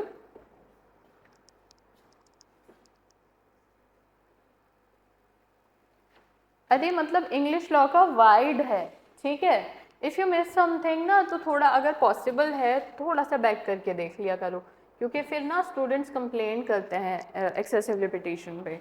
अब इसमें सिर्फ इतना डिफरेंस है कि इंग्लिश लॉ का बहुत वाइड टर्म है जिसमें कि कंसिडरेशन बिल्कुल नहीं होती है, और मुस्लिम लॉ का थोड़ा नैरो है। ऑलराइट, तो अब इसकी डेफिनेशन भी क्या होगा ना कि इंटरवाइवोज है, यानी दो लिविंग पर्सन के बीच में है, एक ट्रांसफ़र है और वहाँ पे डोनी को दिया जाता है और जिससे वो बेनिफिट लेता है। अब यहाँ पे अनकंडीशनल ट्रांसफ़र, आप ऐसा नहीं कहेंगे ना कि आप अपनी सारी प्रॉपर्टी मुझे दे दीजिए, मैं आपको एक डायमंड नेकलेस गिफ्ट करूँगा, तो ऐसे नहीं होता। गिफ्ट में जनरली क्या होता है ना, अनकंडीशनल ट्रांसफ़र होता है प्रॉपर्टी का, और जब ये एक्सचेंज भी नहीं हो सकता कि मैं आपको डायमंड नेकलेस दे रहा हूँ, आप मुझे कार दीजिए, समथिंग इन रिटर्न, ये भी गिफ्ट नहीं होता है। ये एक इंडिविजुअल से दूसरे इंडिविजुअल में कैसे जाता है, एक unconditional transfer without any consideration, है ना। हमने मुल्ला की डेफिनेशन कवर कर ली है। अब क्या होता है कि एक पर्सन है, मुस्लिम लॉ में भी अगर कोई मुस्लिम है तो उनका लीगल राइट है कि वो जो अपनी प्रॉपर्टी है वो दूसरे इंडिविजुअल को दे सके अपने लाइफ टाइम में। कैसे भी दे सकते हैं, वो विल बना सकते हैं और गिफ्ट दे सकते हैं, तो विल जो होगी उनके डेथ के बाद आएगी काम में, या उसको बेनिफिट मिलेंगे उनकी डेथ के बाद। लेकिन गिफ्ट का क्या होगा, दो लिविंग पीपल के बीच में हो जाता है। अगर आप इमीडिएट ट्रांसफ़र करना चाहते हो तो विल से ज़्यादा अच्छा होता है गिफ्ट, क्योंकि विल तो डेथ के बाद आती है ना। क्या कह रहा है ये, the difference between a disposition inter vivos and a testamentary disposition, यानी दो लिविंग पीपल के बीच में है तो गिफ्ट है, अब टेस्टामेंटरी है तो विल है। अब यहाँ पे इंटरवाइवोज में क्या होता है कि कोई रिस्ट्रिक्शन नहीं है ना, कि अगर अभी आप चाहो तो अपनी सारी की सारी प्रॉपर्टी भी दे दो इन केस ऑफ गिफ्ट, ठीक है। अगर आप चाहो तो in the case of gift आप अपनी सारी की सारी प्रॉपर्टी भी दे दो, लेकिन अगर आप विल के थ्रू दोगे तो आप 1/3 ही दे सकोगे, है ना। ये फ़र्क होता है विल में और गिफ्ट में। और गिफ्ट में क्या होगा, इमीडिएट ट्रांसफ़र हो सकता है, विल में तो उनकी डेथ के बाद ही आप ले सकते हो ना, ये भी एक डिफरेंस है। ठीक, चलिए अब आ जाते हैं हम चलिए एसेंशियल्स ऑफ हिबा या फिर गिफ्ट। 3 एसेंशियल हैं। सबसे पहला इमीडिएट, अगर इमीडिएट नहीं रहा तो मैं तो फिर विल से भी कर दूंगी ना ट्रांसफ़र। और कंप्लीट होता है, मतलब अगर आप दे रहे हो ना, आपने दिया मैंने एक्सेप्ट किया, अब ये मेरा, बात ख़त्म। ऐसा नहीं है कि आधा है आपका, आप सिर्फ यूज़ कर सकते हो, सेल नहीं कर सकते, ये नहीं हो सकता, नहीं, ये कंप्लीट ट्रांसफ़र होता है, कंप्लीट ट्रांसफ़र ऑफ ओनरशिप, है ना। और डिक्लेरेशन प्रॉपर होती है कि हाँ भाई ये दे दिया है आपको। क्या केस है, पी कुन्हीमा उम्मा वर्सेस आयसा उम्मा। तो इसमें क्या कहा गया था ना कि कुछ एसेंशियल बताए थे, एक इमूवेबल प्रॉपर्टी अगर गिफ्ट के थ्रू ट्रांसफ़र की जाती है, देखो मूवेबल दी जा रही है तो उतना नहीं दिक्कत होती, लेकिन अगर immovable property by way of gift दी जा रही है तो क्या क्या होना चाहिए। सबसे पहला, जो डोनर गिफ्ट है वो डिक्लेयर करे प्रॉपर कि हाँ दिस हाउस ऑफ माइन, ये मैं दे रहा हूँ, this land of mine, this particular house of mine, है ना। और मैं एक्सेप्ट भी कर लूँ, क्योंकि अगर मैं एक्सेप्ट नहीं करूँगी मुझे तो नहीं चाहिए आपका हॉन्टेड हाउस, है ना। लेकिन यहाँ पे एक्सेप्टेंस भी नेसेसरी है। अब जब आपने दे दिया अपना घर और मैंने एक्सेप्ट कर लिया, तो अब मुझे इसका पोजेशन दो। अब मतलब ये है इमीडिएट पोजेशन। इमीडिएट पोजेशन, आप घर तो उठा के नहीं लाओगे मेरे लिए कि लो ये आपका है, उसकी कीज़ मुझे दे दो, पेपर मुझे दे दो, जैसे भी, अब मेरी अथॉरिटी, मेरा पोजेशन हो उस पर। अब पोजेशन आ जाना चाहिए, चाहे मान लो उसकी ओनरशिप जो रजिस्ट्रेशन वगैरह का प्रोसेस है वो 3 महीने में कंप्लीट होता हो, 4 महीने में कंप्लीट होता हो, डजेंट मैटर एट ऑल, उससे फ़र्क नहीं पड़ेगा। आपने गिफ्ट किया है ना, तो कीज़ तो अभी इमीडिएट ट्रांसफ़र करोगे। अगर आप इमीडिएट ट्रांसफ़र कीज़ का नहीं करते हो तो जब तक आप कीज़ नहीं देते हो तब तक मेरा या तो मैं जाके उसमें रहने लग जाऊँ, ठीक है, बिना कीज़ के वो खुला हुआ है और अब मैं चली गई हूँ, मैं उसके अंदर रह रही हूँ, ठीक है, किसी भी तरीके से मेरा पोजेशन उस पर साबित करो कि हाँ भाई यह पर्टिकुलर चीज़ मेरे पोजेशन में है। अगर गाड़ी दे रहे हो लाकर उसको मेरे गोडाउन में खड़ा कर दो, मेरी पार्किंग में खड़ी कर दो, मेरे घर में खड़ा कर दो, ठीक है। तो ये सारी चीज़ें होती हैं, ये इस केस से निकल कर आए। तो इस हिसाब से ये केस देखने के बाद और मुस्लिम पर्सनल लॉ के बाद एक जस्ट निकाला गया कि अगर आपको property by way of gift transfer करनी है तो आप कैसे कर सकते हैं। सबसे पहले तो पार्टीज होनी चाहिए, डोनर डोनी, है ना, डोनर होना चाहिए और डोनी होना चाहिए, कोई सब्जेक्ट मैटर भी होना चाहिए। आप गिफ्ट में दुआएं नहीं दे सकते और वो यहाँ तो गवर्न नहीं होंगी, ठीक है। एक्सटेंट ऑफ गिफ्ट यानी आप मुझे पूरे राइट्स देंगे, अब बाद में आप ये नहीं कहेंगे नहीं नहीं आप इसको रख लो, यूज़ कर लो, you can't sell it, no. Mode of transfer, अगर आप लैंड दे रहे हो ना मुझे, give me the keys, give me the possession. Car दे रहे हो, मेरे गराज में खड़ी कर जाओ, ठीक है। नेकलेस है, प्लीज़ मेरे पास मेरे पोजेशन में दे जाओ, पोजेशन इज़ एसेंशियल। ये हो गए हमारे 4 एसेंशियल। अब इनको थोड़ा ब्रेक करके पढ़ते हैं क्योंकि प्री के लिए इंपॉर्टेंट है। पहले बताओ यहाँ तक समझ आ गया ना, यहाँ तक क्लियर है हम एवरीवन? यू कैन आस्क अगर कुछ छूटा है तो।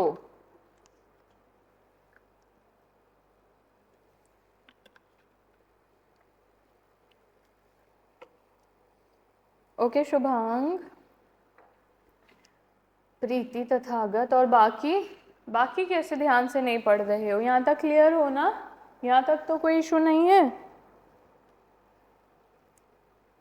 ओके पूर्वा, वरुण, गिन्नी, चलिए आगे बढ़ते हैं। वेरी गुड, आगे बढ़ते हैं। अब हम आगे क्या है, आगे हम इस चीज़ को ना ब्रेक करके पढ़ेंगे, एक एक थ्योरी ब्रेक डाउन करके। पार्टीज टू गिफ्ट को पढ़ते हैं।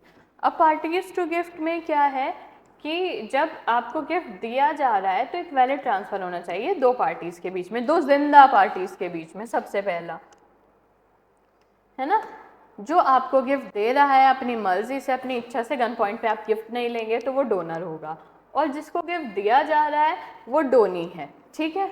और जो गिफ्ट ले रहा है भाई उसको एक्सेप्ट करने देना प्लीज़। अब कुछ ऐसे प्री के सवाल आ जाते हैं कि क्या जो डोनर है, ये काफ़ी बार पूछा गया है, उसका मुस्लिम होना ज़रूरी है? यस, डोनर का मुस्लिम होना बहुत ज़रूरी है, तभी उसका गिफ्ट मुस्लिम लॉ में गवर्न करेगा। आप समझ रहे हैं फ़र्क? समझना, डोनर डोनी याद रखना। जो डोनर है उसका मुस्लिम होना बहुत बहुत बहुत ज़रूरी है। अगर उसको अपना जो वे ऑफ ट्रांसफ़र है वो हिबा में यानी गिफ्ट में गवर्न कराना है तो उसका मुस्लिम होना ज़रूरी है। जो डोनर होगा वो मुस्लिम होगा, जो हिबा क्रिएट हो सकता है वो मुस्लिम के ही थ्रू हो सकता है। दूसरी बात, उसकी लीगल एज भी होनी चाहिए। अब बच्चे से उसका घर ले लोगे गिफ्ट में क्योंकि उसको कुछ पता नहीं है, ऐसे नहीं होता। तो उसकी एक लीगल एज होनी चाहिए, और लीगल एज भी ये नहीं कि प्यूबर्टी, मुस्लिम लॉ के हिसाब से नहीं, इंडियन मेजॉरिटी एक्ट के हिसाब से 18 साल का चाहिए वो। यहाँ पे आप ये नहीं कहेंगे कि लीगल एज मुस्लिम लॉ में जो शादी की थी कि जब वो प्यूबर्टी अटेन कर लेगा, नो। गिफ्ट के हिसाब से जो गवर्न होगा इंडियन मेजॉरिटी एक्ट के सेक्शन 3 से गवर्न होगा, यानी उसको 18 साल का होने दो तभी उससे गिफ्ट लेना। अब डोनर की बात ख़त्म हो गई। जो डोनर है उसकी जो कंसेंट है वो उसने खुद दी हो। फिर वही बात है कि आप किसी से गन पॉइंट पर गिफ्ट नहीं ले सकते हैं, उसका कोई लीगल एनफोर्समेंट नहीं कराया जाएगा, ठीक है। और ल्यूनेटिक से भी आप ज़बरदस्ती के गिफ्ट नहीं ले सकते हैं क्योंकि उसकी कंसेंट ही, उसको पता ही नहीं होगा वो अपनी क्या चीज़ किसको दे रहा है, वो भी इनवैलिड माना जाएगा, ठीक है।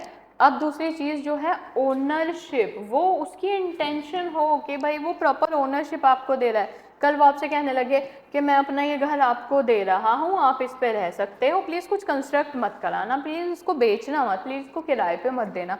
ऐसे नहीं होता। गिफ्ट में प्रॉपर ओनरशिप देने की अगर उसकी इंटेंशन है, अगर उसकी इंटेंशन है मैं XYZ पर्सन को इस घर की ओनरशिप दे रहा हूँ, तब तो ठीक है, तब तो ये वैलिड गिफ्ट है, अदरवाइज़ नहीं है।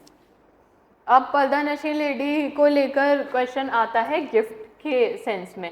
ये पूछता है कि जो पर्दा नशीन मुस्लिम लेडी है, क्या वो पर्दा नशीन मुस्लिम लेडी वो होती है जो जनरली पब्लिक अपीयरेंस नहीं करती, पब्लिक के सामने नहीं आती, ठीक है। तो हाँ वो भी कर सकती हैं, लेकिन नेसेसरी है कि उनकी मर्जी से ही हो। लीगली ऑपरेटिव वो तभी होगा जब वो उन्होंने वॉलंटरी किया हो। अब केस क्या था हमारा एक केस था हुसैना बाई वर्सेस मोहम्मद हुसैन,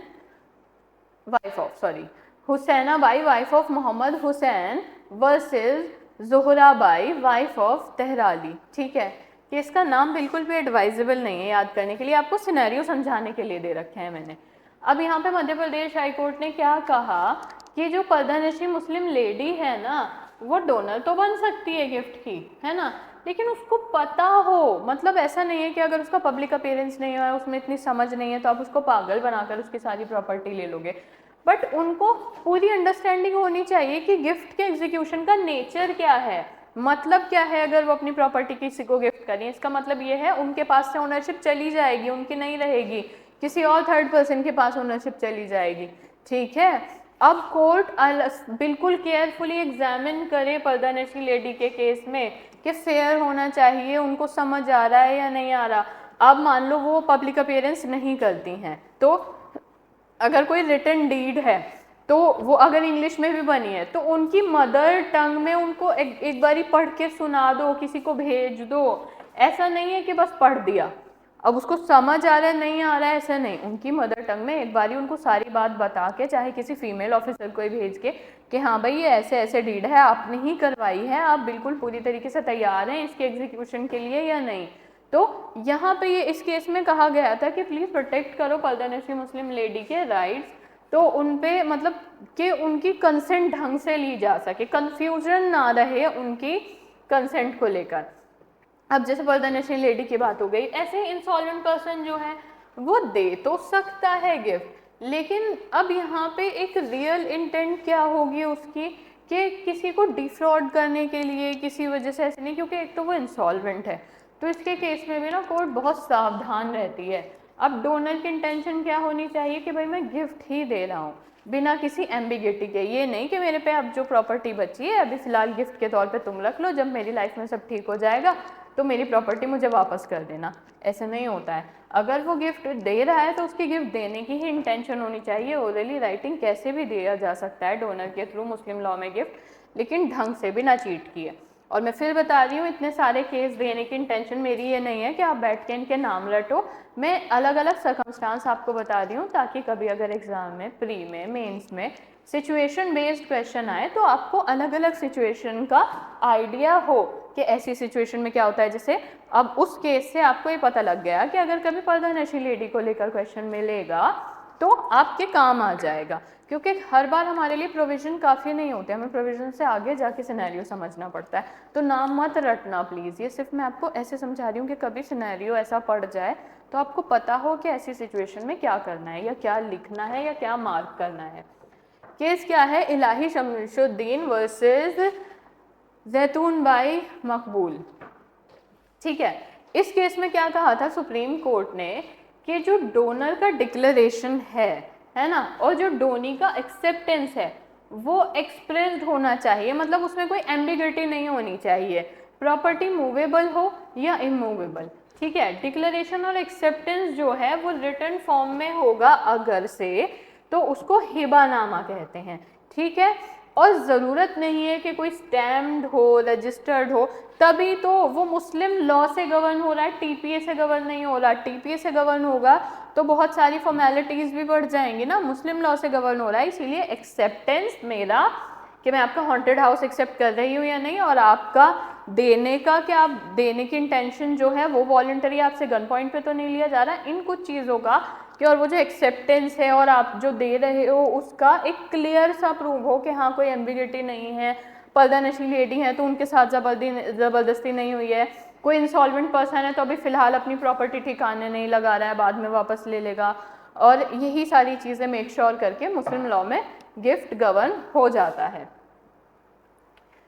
अब एक क्वेश्चन कब पता नहीं कहाँ पढ़ा था मैंने कि जो रिटन डीड होती है गिफ्ट की उसको क्या कहा जाता है, हिबानामा कहा जाता है, पढ़ लिया। क्या ये एसेंशियल होता है? आंसर इज नो, ओरली भी गवर्न हो सकता है गिफ्ट। ठीक है, तो ये दूसरा केस है मोहम्मद हिसाबुद्दीन वर्सेस मोहम्मद हिसारुद्दीन। ठीक है, यहाँ पे क्या था कि एक मुस्लिम वुमेन थी जो ट्रांसफ़र करती हैं अपनी प्रॉपर्टी को गिफ्ट के तौर पे, और जो गिफ्ट डीड होती है वो स्टैम्प नहीं होती, बट वो स्टिल वैलिड है। अब ये केस इसीलिए लिखा गया है क्योंकि क्वेश्चन आता है कि अगर इमूवेबल प्रॉपर्टी है और आप ट्रांसफर कर रहे हो बाय वे ऑफ गिफ्ट, अगर स्टैम्प पेपर पे नहीं है तो क्या वैलिड है? यस वैलिड है, बाद में वो रजिस्ट्रेशन कराता रहेगा but it is a valid gift at that time. बस जो डिक्लेरेशन है वो एक्सप्रेस फॉर्म में होनी चाहिए, है ना, कोई एम्बिगस मैनर नहीं होना चाहिए। एम्बिगिटी है ना तो नल एंड वॉइड है एम्बिगिटी की वजह से, ठीक है।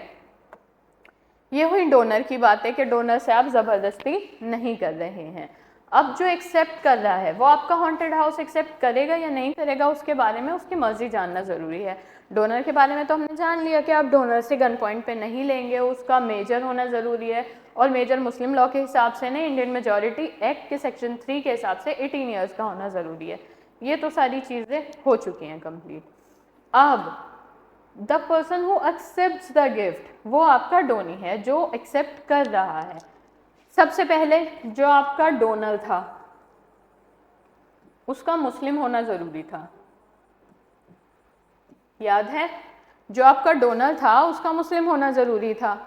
क्या डोनी का भी रिलीजन मैटर करेगा? अब ये प्री का क्वेश्चन है। डोनर जो है उसको मुस्लिम होना चाहिए या नहीं होना चाहिए? Answer is yes. To create or to make a valid hiba one should be Muslim, ठीक। यानी एक वैलिड हिबा क्रिएट करने के लिए जो क्रिएट कर रहा है क्रिएटर को, डोनर को मुस्लिम होना चाहिए। लेकिन जिसके लिए क्रिएट कर रहा है, जिसको दे रहा है, उसके रिलीजन से कोई फर्क नहीं पड़ता, ठीक है। आप गिफ्ट दे रहे हैं, अपनी मर्जी से दे रहे हैं और आप मुस्लिम हैं, तो आप एक वैलिड हिबा क्रिएट कर सकते हैं। लेकिन आप किसको दे रहे हैं गिफ्ट, उस बात से, उस आदमी के रिलीजन से कोई भी फर्क नहीं पड़ता है। आप किसी मुस्लिम, नॉन मुस्लिम, एथिस्ट किसी को भी गिफ्ट दे सकते हो, उसका रिलीजन बार नहीं है, उसका एक्सेप्टेंस ज़रूरी है ना, उसका एक्सेप्टेंस ज़रूरी है, उसके रिलीजन से कोई फ़र्क नहीं पड़ता। और यहाँ तक कि उसकी एज से भी कोई फ़र्क नहीं पड़ता, वो कितना भी बड़ा है, कुछ भी है, आपका कुछ नहीं जा रहा, उसका कोई भी रिलीजन है ना। माइनर को भी दे सकते हो, उसके फादर गार्जियन उस चीज़ को देख लेंगे, वहाँ पे डिलीवरी आप वहाँ पहुँचा दो किसी समझदार इंसान को, ठीक है। अब जो गिफ्ट है वो कभी भी एक अनबॉर्न चाइल्ड के फेवर में नहीं किया जाता है। रेदर क्या करते हैं कि किसी दूसरे इंसान को लाइफ इंटरेस्ट दे देते हैं। अगर मतलब आपको ऐसा ही है कि देना ही देना है तो क्या आप दे देना उसको, ये वो वाला जनरली कर दिया जाता है। ज़्यादातर क्या कहा जाता है कि भाई उस इंसान को मतलब एग्जिस्टेंस में आने दो। अब गिफ्ट जो होता है कि राइट टू यूज़ और इन्जॉय प्रॉपर्टी होती है, वो उसको कैसे करोगे जब तक वो एग्जिस्टेंस में ही नहीं आया। तो इसीलिए कहते हैं कि कई बार लाइफ इंटरेस्ट क्रिएट कर देता है बट नॉट ऑलवेज। अब कुछ प्रोविज़न ऐसे हैं जो टीपीए के इम्पॉर्टेंट हैं यहाँ पे कनेक्ट करने के लिए। एक बात बताओ, यहाँ तक क्लियर है हम? यहाँ तक तो कोई कंफ्यूजन नहीं है आपको? फिर टीपीए में जाएंगे। एवरीवन यहाँ तक क्लियर है हम? ऑलराइट, गिनी, वरुण, तथागत, प्रीति, शुभांग, ठीक है। चलिए आगे बढ़ते हैं। कुछ टीपीए के प्रोविजन यहाँ देखने ज़रूरी हैं, अब हम वो देखते हैं। सेक्शन 13 ज़रूरी है। क्या कहता है कि जो बेनिफिट ऑफ अनबॉर्न पर्सन के लिए है कि मान लो अब अगर किसी को आफत आ ही रही है कि देना है मुझे तो अनबॉर्न पर्सन को गिफ्ट, अब क्या होगा? तो अगर आपको अनबॉर्न पर्सन को देना है तो जो एक इंटरेस्ट होगा ना अनबॉर्न पर्सन के लिए, तो एक प्रायर इंटरेस्ट क्रिएट कर दो सेम ट्रांसफ़र का, है ना। मतलब अब प्रायर इंटरेस्ट करने से क्या होगा कि आप इस चीज़ से बच जाओगे कि जो आपने इंटरेस्ट ट्रांसफ़र किया है वो किसी अनबॉर्न पर्सन को हो गया है। तो ये एक सेक्शन थोड़ा सा आपको फ़ायदा देता है। एक रूल अगेन परपीचुइटी आपके लिए इम्पॉर्टेंट है टीपीए का। क्या होता है कि प्रॉपर्टी जो ट्रांसफ़र होती है वो मतलब ऐसा नहीं है कि आगे आप उसको कहीं ट्रांसफ़र नहीं करोगे, आप किसी और को नहीं दोगे, ऐसा कुछ रिस्ट्रिक्शन नहीं, कोई पीरियड नहीं लगाओगे आप उस पर। जब ट्रांसफ़र अगर आप रिस्ट्रिक्ट कर दोगे तो वहाँ पे ना वो ट्रांसफ़र कहीं ना कहीं पूरा नहीं हो पाता है, बहुत ज़्यादा रिमोटनेस आ जाती है वहाँ पे। तो कम से कम बिना रिस्ट्रिक्शन के ही उसको ट्रांसफ़र करो। सेक्शन 15 क्या कह रहा है कि जो गिफ्ट है वो हो सकता है कि अगर आपने किसी क्लास ऑफ पर्सन के लिए करा और वो वॉइड है 13 और 14 में, तो मतलब मान लो मैं किसी गिफ्ट को गिफ्ट दे रही हूँ, ए बी सी और डी को, है ना, मैंने इन चारों को गिफ्ट देना है। अब ए को लेकर बिल्कुल वैलिड है, ए बिल्कुल परफेक्ट, ये जो है हमारे ये डोनी है, ए बिल्कुल परफेक्ट डोनी है, बी भी बिल्कुल परफेक्ट डोनी है, सी नहीं बन पा रहा है अच्छा डोनी, सी को गिफ्ट नहीं दिया जा सकता, या तो उसने एक्सेप्ट नहीं करा या किसी वजह से बार है उस पर। हाँ, डी भी हमारा परफेक्ट डोनी है। तो अब क्या होगा कि इसके लिए तो जो सी के लिए है वो गिफ्ट का ट्रांसफर हो जाएगा वॉइड। तो क्या अब जब ये मैंने क्लास ऑफ पर्सन को ट्रांसफर किया था, अब सभी के लिए वॉइड हो गया, क्योंकि इसके लिए वॉइड है। द आंसर इज नो, इनके लिए और इनके लिए परफेक्टली वैलिड है। गिफ्ट वॉइड सिर्फ सी के लिए होगा, ठीक है, सभी के लिए नहीं हो जाएगा कि आप सबके सबके लिए वॉइड कर दोगे, नो। गिफ्ट जो पर्सन सही डोनी नहीं है, किसी भी तरीके से बाहर है वो, तो सिर्फ उसी को ही ट्रांसफर मत करो, बाकी सबको दे दो।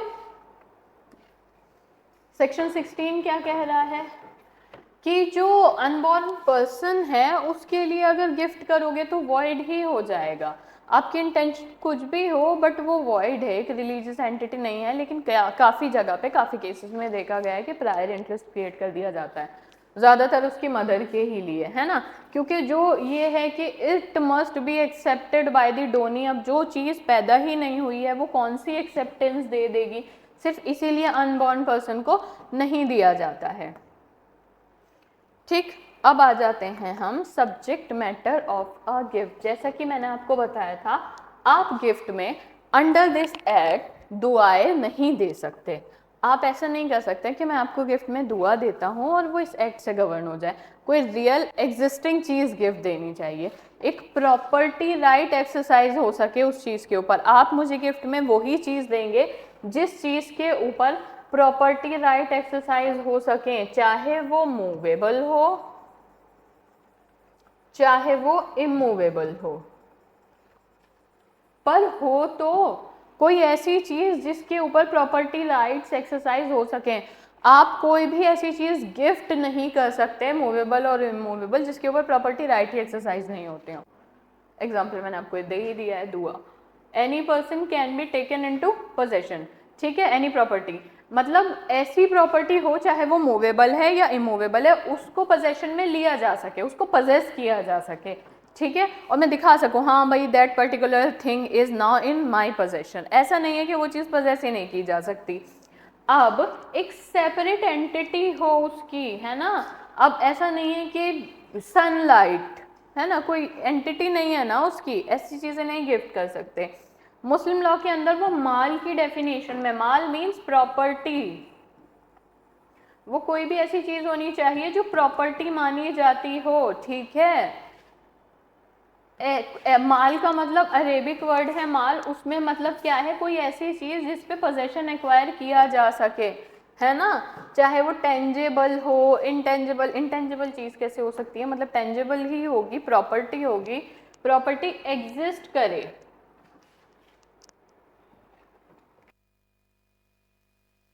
आप फ्यूचर प्रॉपर्टी को गिफ्ट नहीं कर सकते कि जब कल मेरी इतनी सारी फसल उग जाएगी तो उसको तुम ले लेना, ऐसा नहीं है कि जब 26 में मैं कार ले लूँगा तो वो कार मैं तुमको गिफ्ट करता हूँ। द आंसर इज नो, ले लो पहले, ठीक है। या जो मेरी अभी ना 25 दिसंबर तक फसल उग जाएगी ना, तो वो सारी फसल तुम्हारी, उगने दो पहले उसको, ठीक है। तो फ्यूचर गुड्स की बात मत करो, वो वॉइड है। जब कार ले लोगे तब गिफ्ट करना, तब बात करना, जब फसल उग जाएगी तब बात करना है इसके बारे में, फ्यूचर गुड्स नहीं।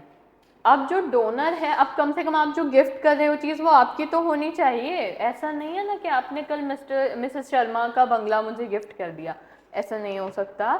जो आपकी प्रॉपर्टी है वो कम से कम आपके पोजेशन में हो और आपकी ओनरशिप होनी चाहिए उस पर, ठीक है। अगर आपकी ही नहीं है तो आप उसे गिफ्ट नहीं कर सकते। अब क्या क्या इंपॉर्टेंट है एक वैलिड गिफ्ट के लिए, क्या रिक्विजिट्स हैं, तो जो सबसे इम्पॉर्टेंट चीज़ है वो ये है कि जो आपने अभी तक रूल्स पढ़े हैं ना, लॉज पढ़े हैं, उस पर पूरा पढ़ो। जो डोनर डोनी सब्जेक्ट मैटर को लेकर पढ़ा है उसका इन्फ्रिंजमेंट नहीं होना चाहिए। अब उनकी एबिलिटी होनी चाहिए एक्सेप्ट करने की गिफ्ट, और आपकी देने की एबिलिटी होनी चाहिए। कुछ सर्टेन फॉर्मेलिटीज़ भी हैं, वो भी पूरी करनी चाहिए आपको ट्रांजैक्शन को सेटिस्फाई करने के लिए। अब क्या क्या फॉर्मेलिटीज़ हैं, अब देखो एक बात बताओ, जब इसमें यहाँ तक की इतनी बड़ी बात आ गई है कि इमूवेबल प्रॉपर्टी है, उसका रजिस्ट्रेशन ही ज़रूरी नहीं है। आप किसी को इमूवेबल प्रॉपर्टी दे रहे हो, ना कोई स्टैम्प पेपर ज़रूरी है, ना कोई रजिस्ट्रेशन ज़रूरी है, तो कोई तो सबूत ज़रूरी है कि आपको गिफ्ट दिया गया है, ऐसे ही हवा में तो नहीं दिया जाएगा ना गिफ्ट।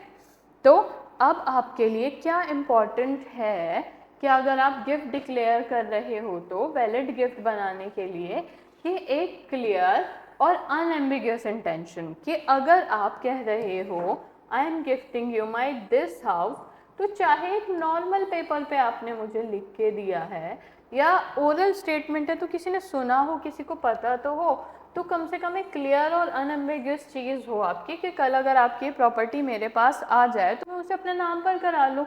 एम्बिग्यूटी नहीं हो कि नहीं नहीं मैंने तो ऐसा नहीं कहा था, मैं तो सिर्फ ये बोल रहा था कि इस बार के वेकेशंस यहाँ रुक जाना, तो ऐसा नहीं होना चाहिए।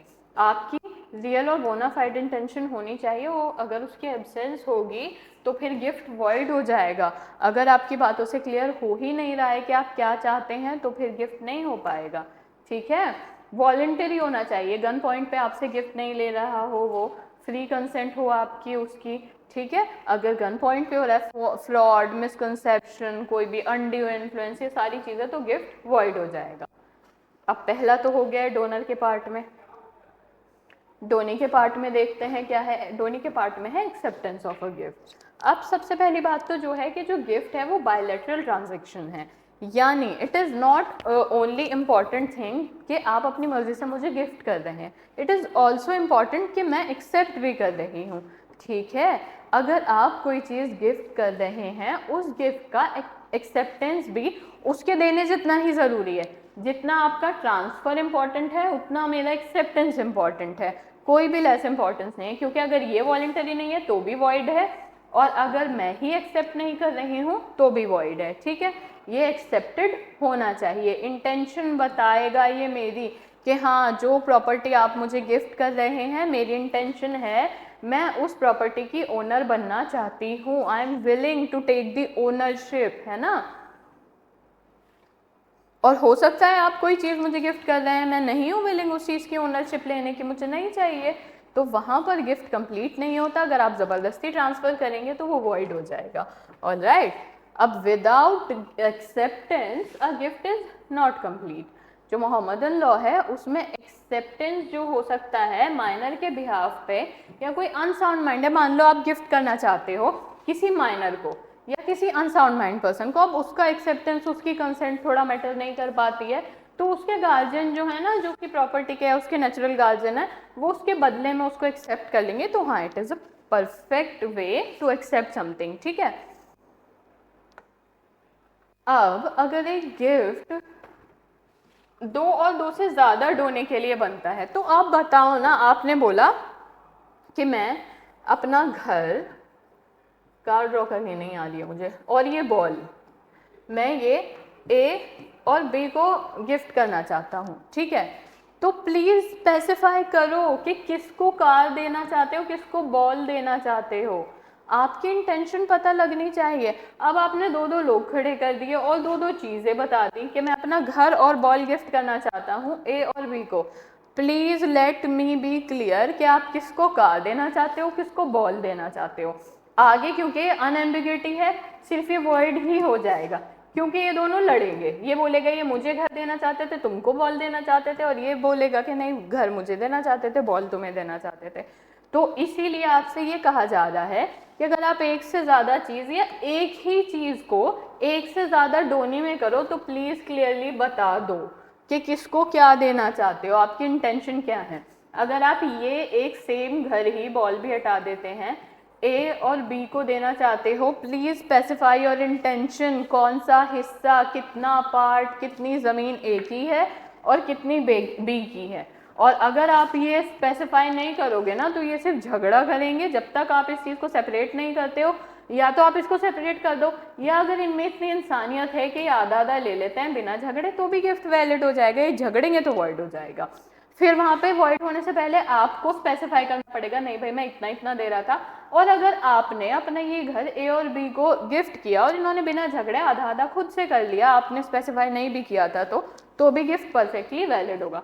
झगड़ेंगे तो काम नहीं चलेगा। अगर ये नहीं झगड़े ना तो ये टेनेंट इन कॉमन बन जाएंगे इसमें।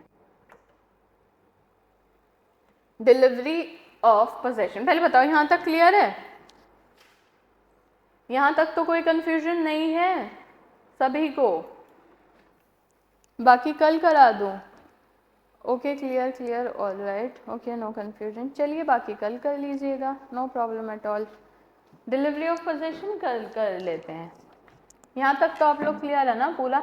अब देखो एक बात बताती हूँ, एक बात सुन लो, नहीं भी पढ़ रहे हो तो, जो आपका इनहेरिटेंस है ना, जो आपको टफ पड़ेगा वो इनहेरिटेंस पड़ेगा। तो मैं सोच रही थी कि आपको इनहेरिटेंस लास्ट में कराऊंगी। एक बात बताना बिना झूठ बोले ईमानदारी से, फ्रैक्शंस वगैरह तो आते ही होंगे ना मैथ में? फिर मतलब यार बहुत दिक्कत हो जाएगी।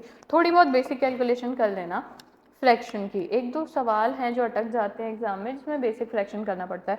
तो आई वॉज थिंकिंग कि इसके बाद विल कर लेंगे, विल के बाद वक्फ कर लेते हैं और वक्फ के बाद करते हैं इनहेरिटेंस, ताकि आपको जितना समझ आ गया उतना एक साथ समझ आता रहे। जो नहीं समझ आएगा ना वो सिर्फ इनहेरिटेंस में समझ नहीं आएगा, वो आपको थोड़ा बल्कि मैसी कंफ्यूजिंग सब लगेगा। तो वो हम कर लेंगे। तो प्लीज़ ना थोड़ा बहुत फ्रैक्शन की आदत डाल लेना कि हल्का सा भी फ्रैक्शन कर लोगे माइंड छोटा मोटा कैलकुलेशन, तो हमारे लिए इनहेरिटेंस पढ़ना ईजी हो जाएगा। और फिर हिंदू लॉ भी कराना है, हिंदू लॉ में भी फिर आपके लिए फ्रैक्शन अभी कर लोगे तो वहाँ का भी इनहेरिटेंस पढ़ना ईजी हो जाएगा। ठीक है? हाँ तथागत, आंसर के बारे में कुछ बताने वाली थी, चलो आंसर पे आते हैं। तो ये तो इनहेरिटेंस वाला है, हम ना इनहेरिटेंस सबसे लास्ट में करेंगे ताकि अगर आप परेशान हो तो सबसे ज़्यादा लास्ट में हो। अभी फ़िलहाल आप इतना नहीं परेशान हो। देखने दो तथागत, एक सेकेंड, क्या बताने वाली थी मैंने देख लिया था, मैंने बोला था बिल्कुल ठीक है, बट देखो मार्जिन से खुश हूँ मैं आपके। और हाँ, देख के याद आया, बताने में ये वाली थी, एक पैराग्राफ से लेके दूसरे पैराग्राफ में ना थोड़ा सा इतना सा गैप रखा करो कि सामने वाले को देखकर पता लगे कि आपने पैराग्राफ चेंज किया है। ठीक है? यहाँ पे आप पैराग्राफ भी चेंज करते हो और ये जो छोटा सा मेन ऐसे लिख दिया, ऐसे नहीं करना। बहुत अच्छा लिखा है और काफ़ी है इसमें, मैंने पढ़ा है, अच्छा लिखा है, बिल्कुल ठीक करा है। और आगे से आपको बस ये एक दो चीज़ें, और अभी थोड़ा प्लेन पेपर पे लिखने की आदत नहीं है, लाइन टेढ़ी भाग रही है ना, हो जाएगा। Thank you so much for today, कल डिस्कस करते हैं बाकी। Thank you.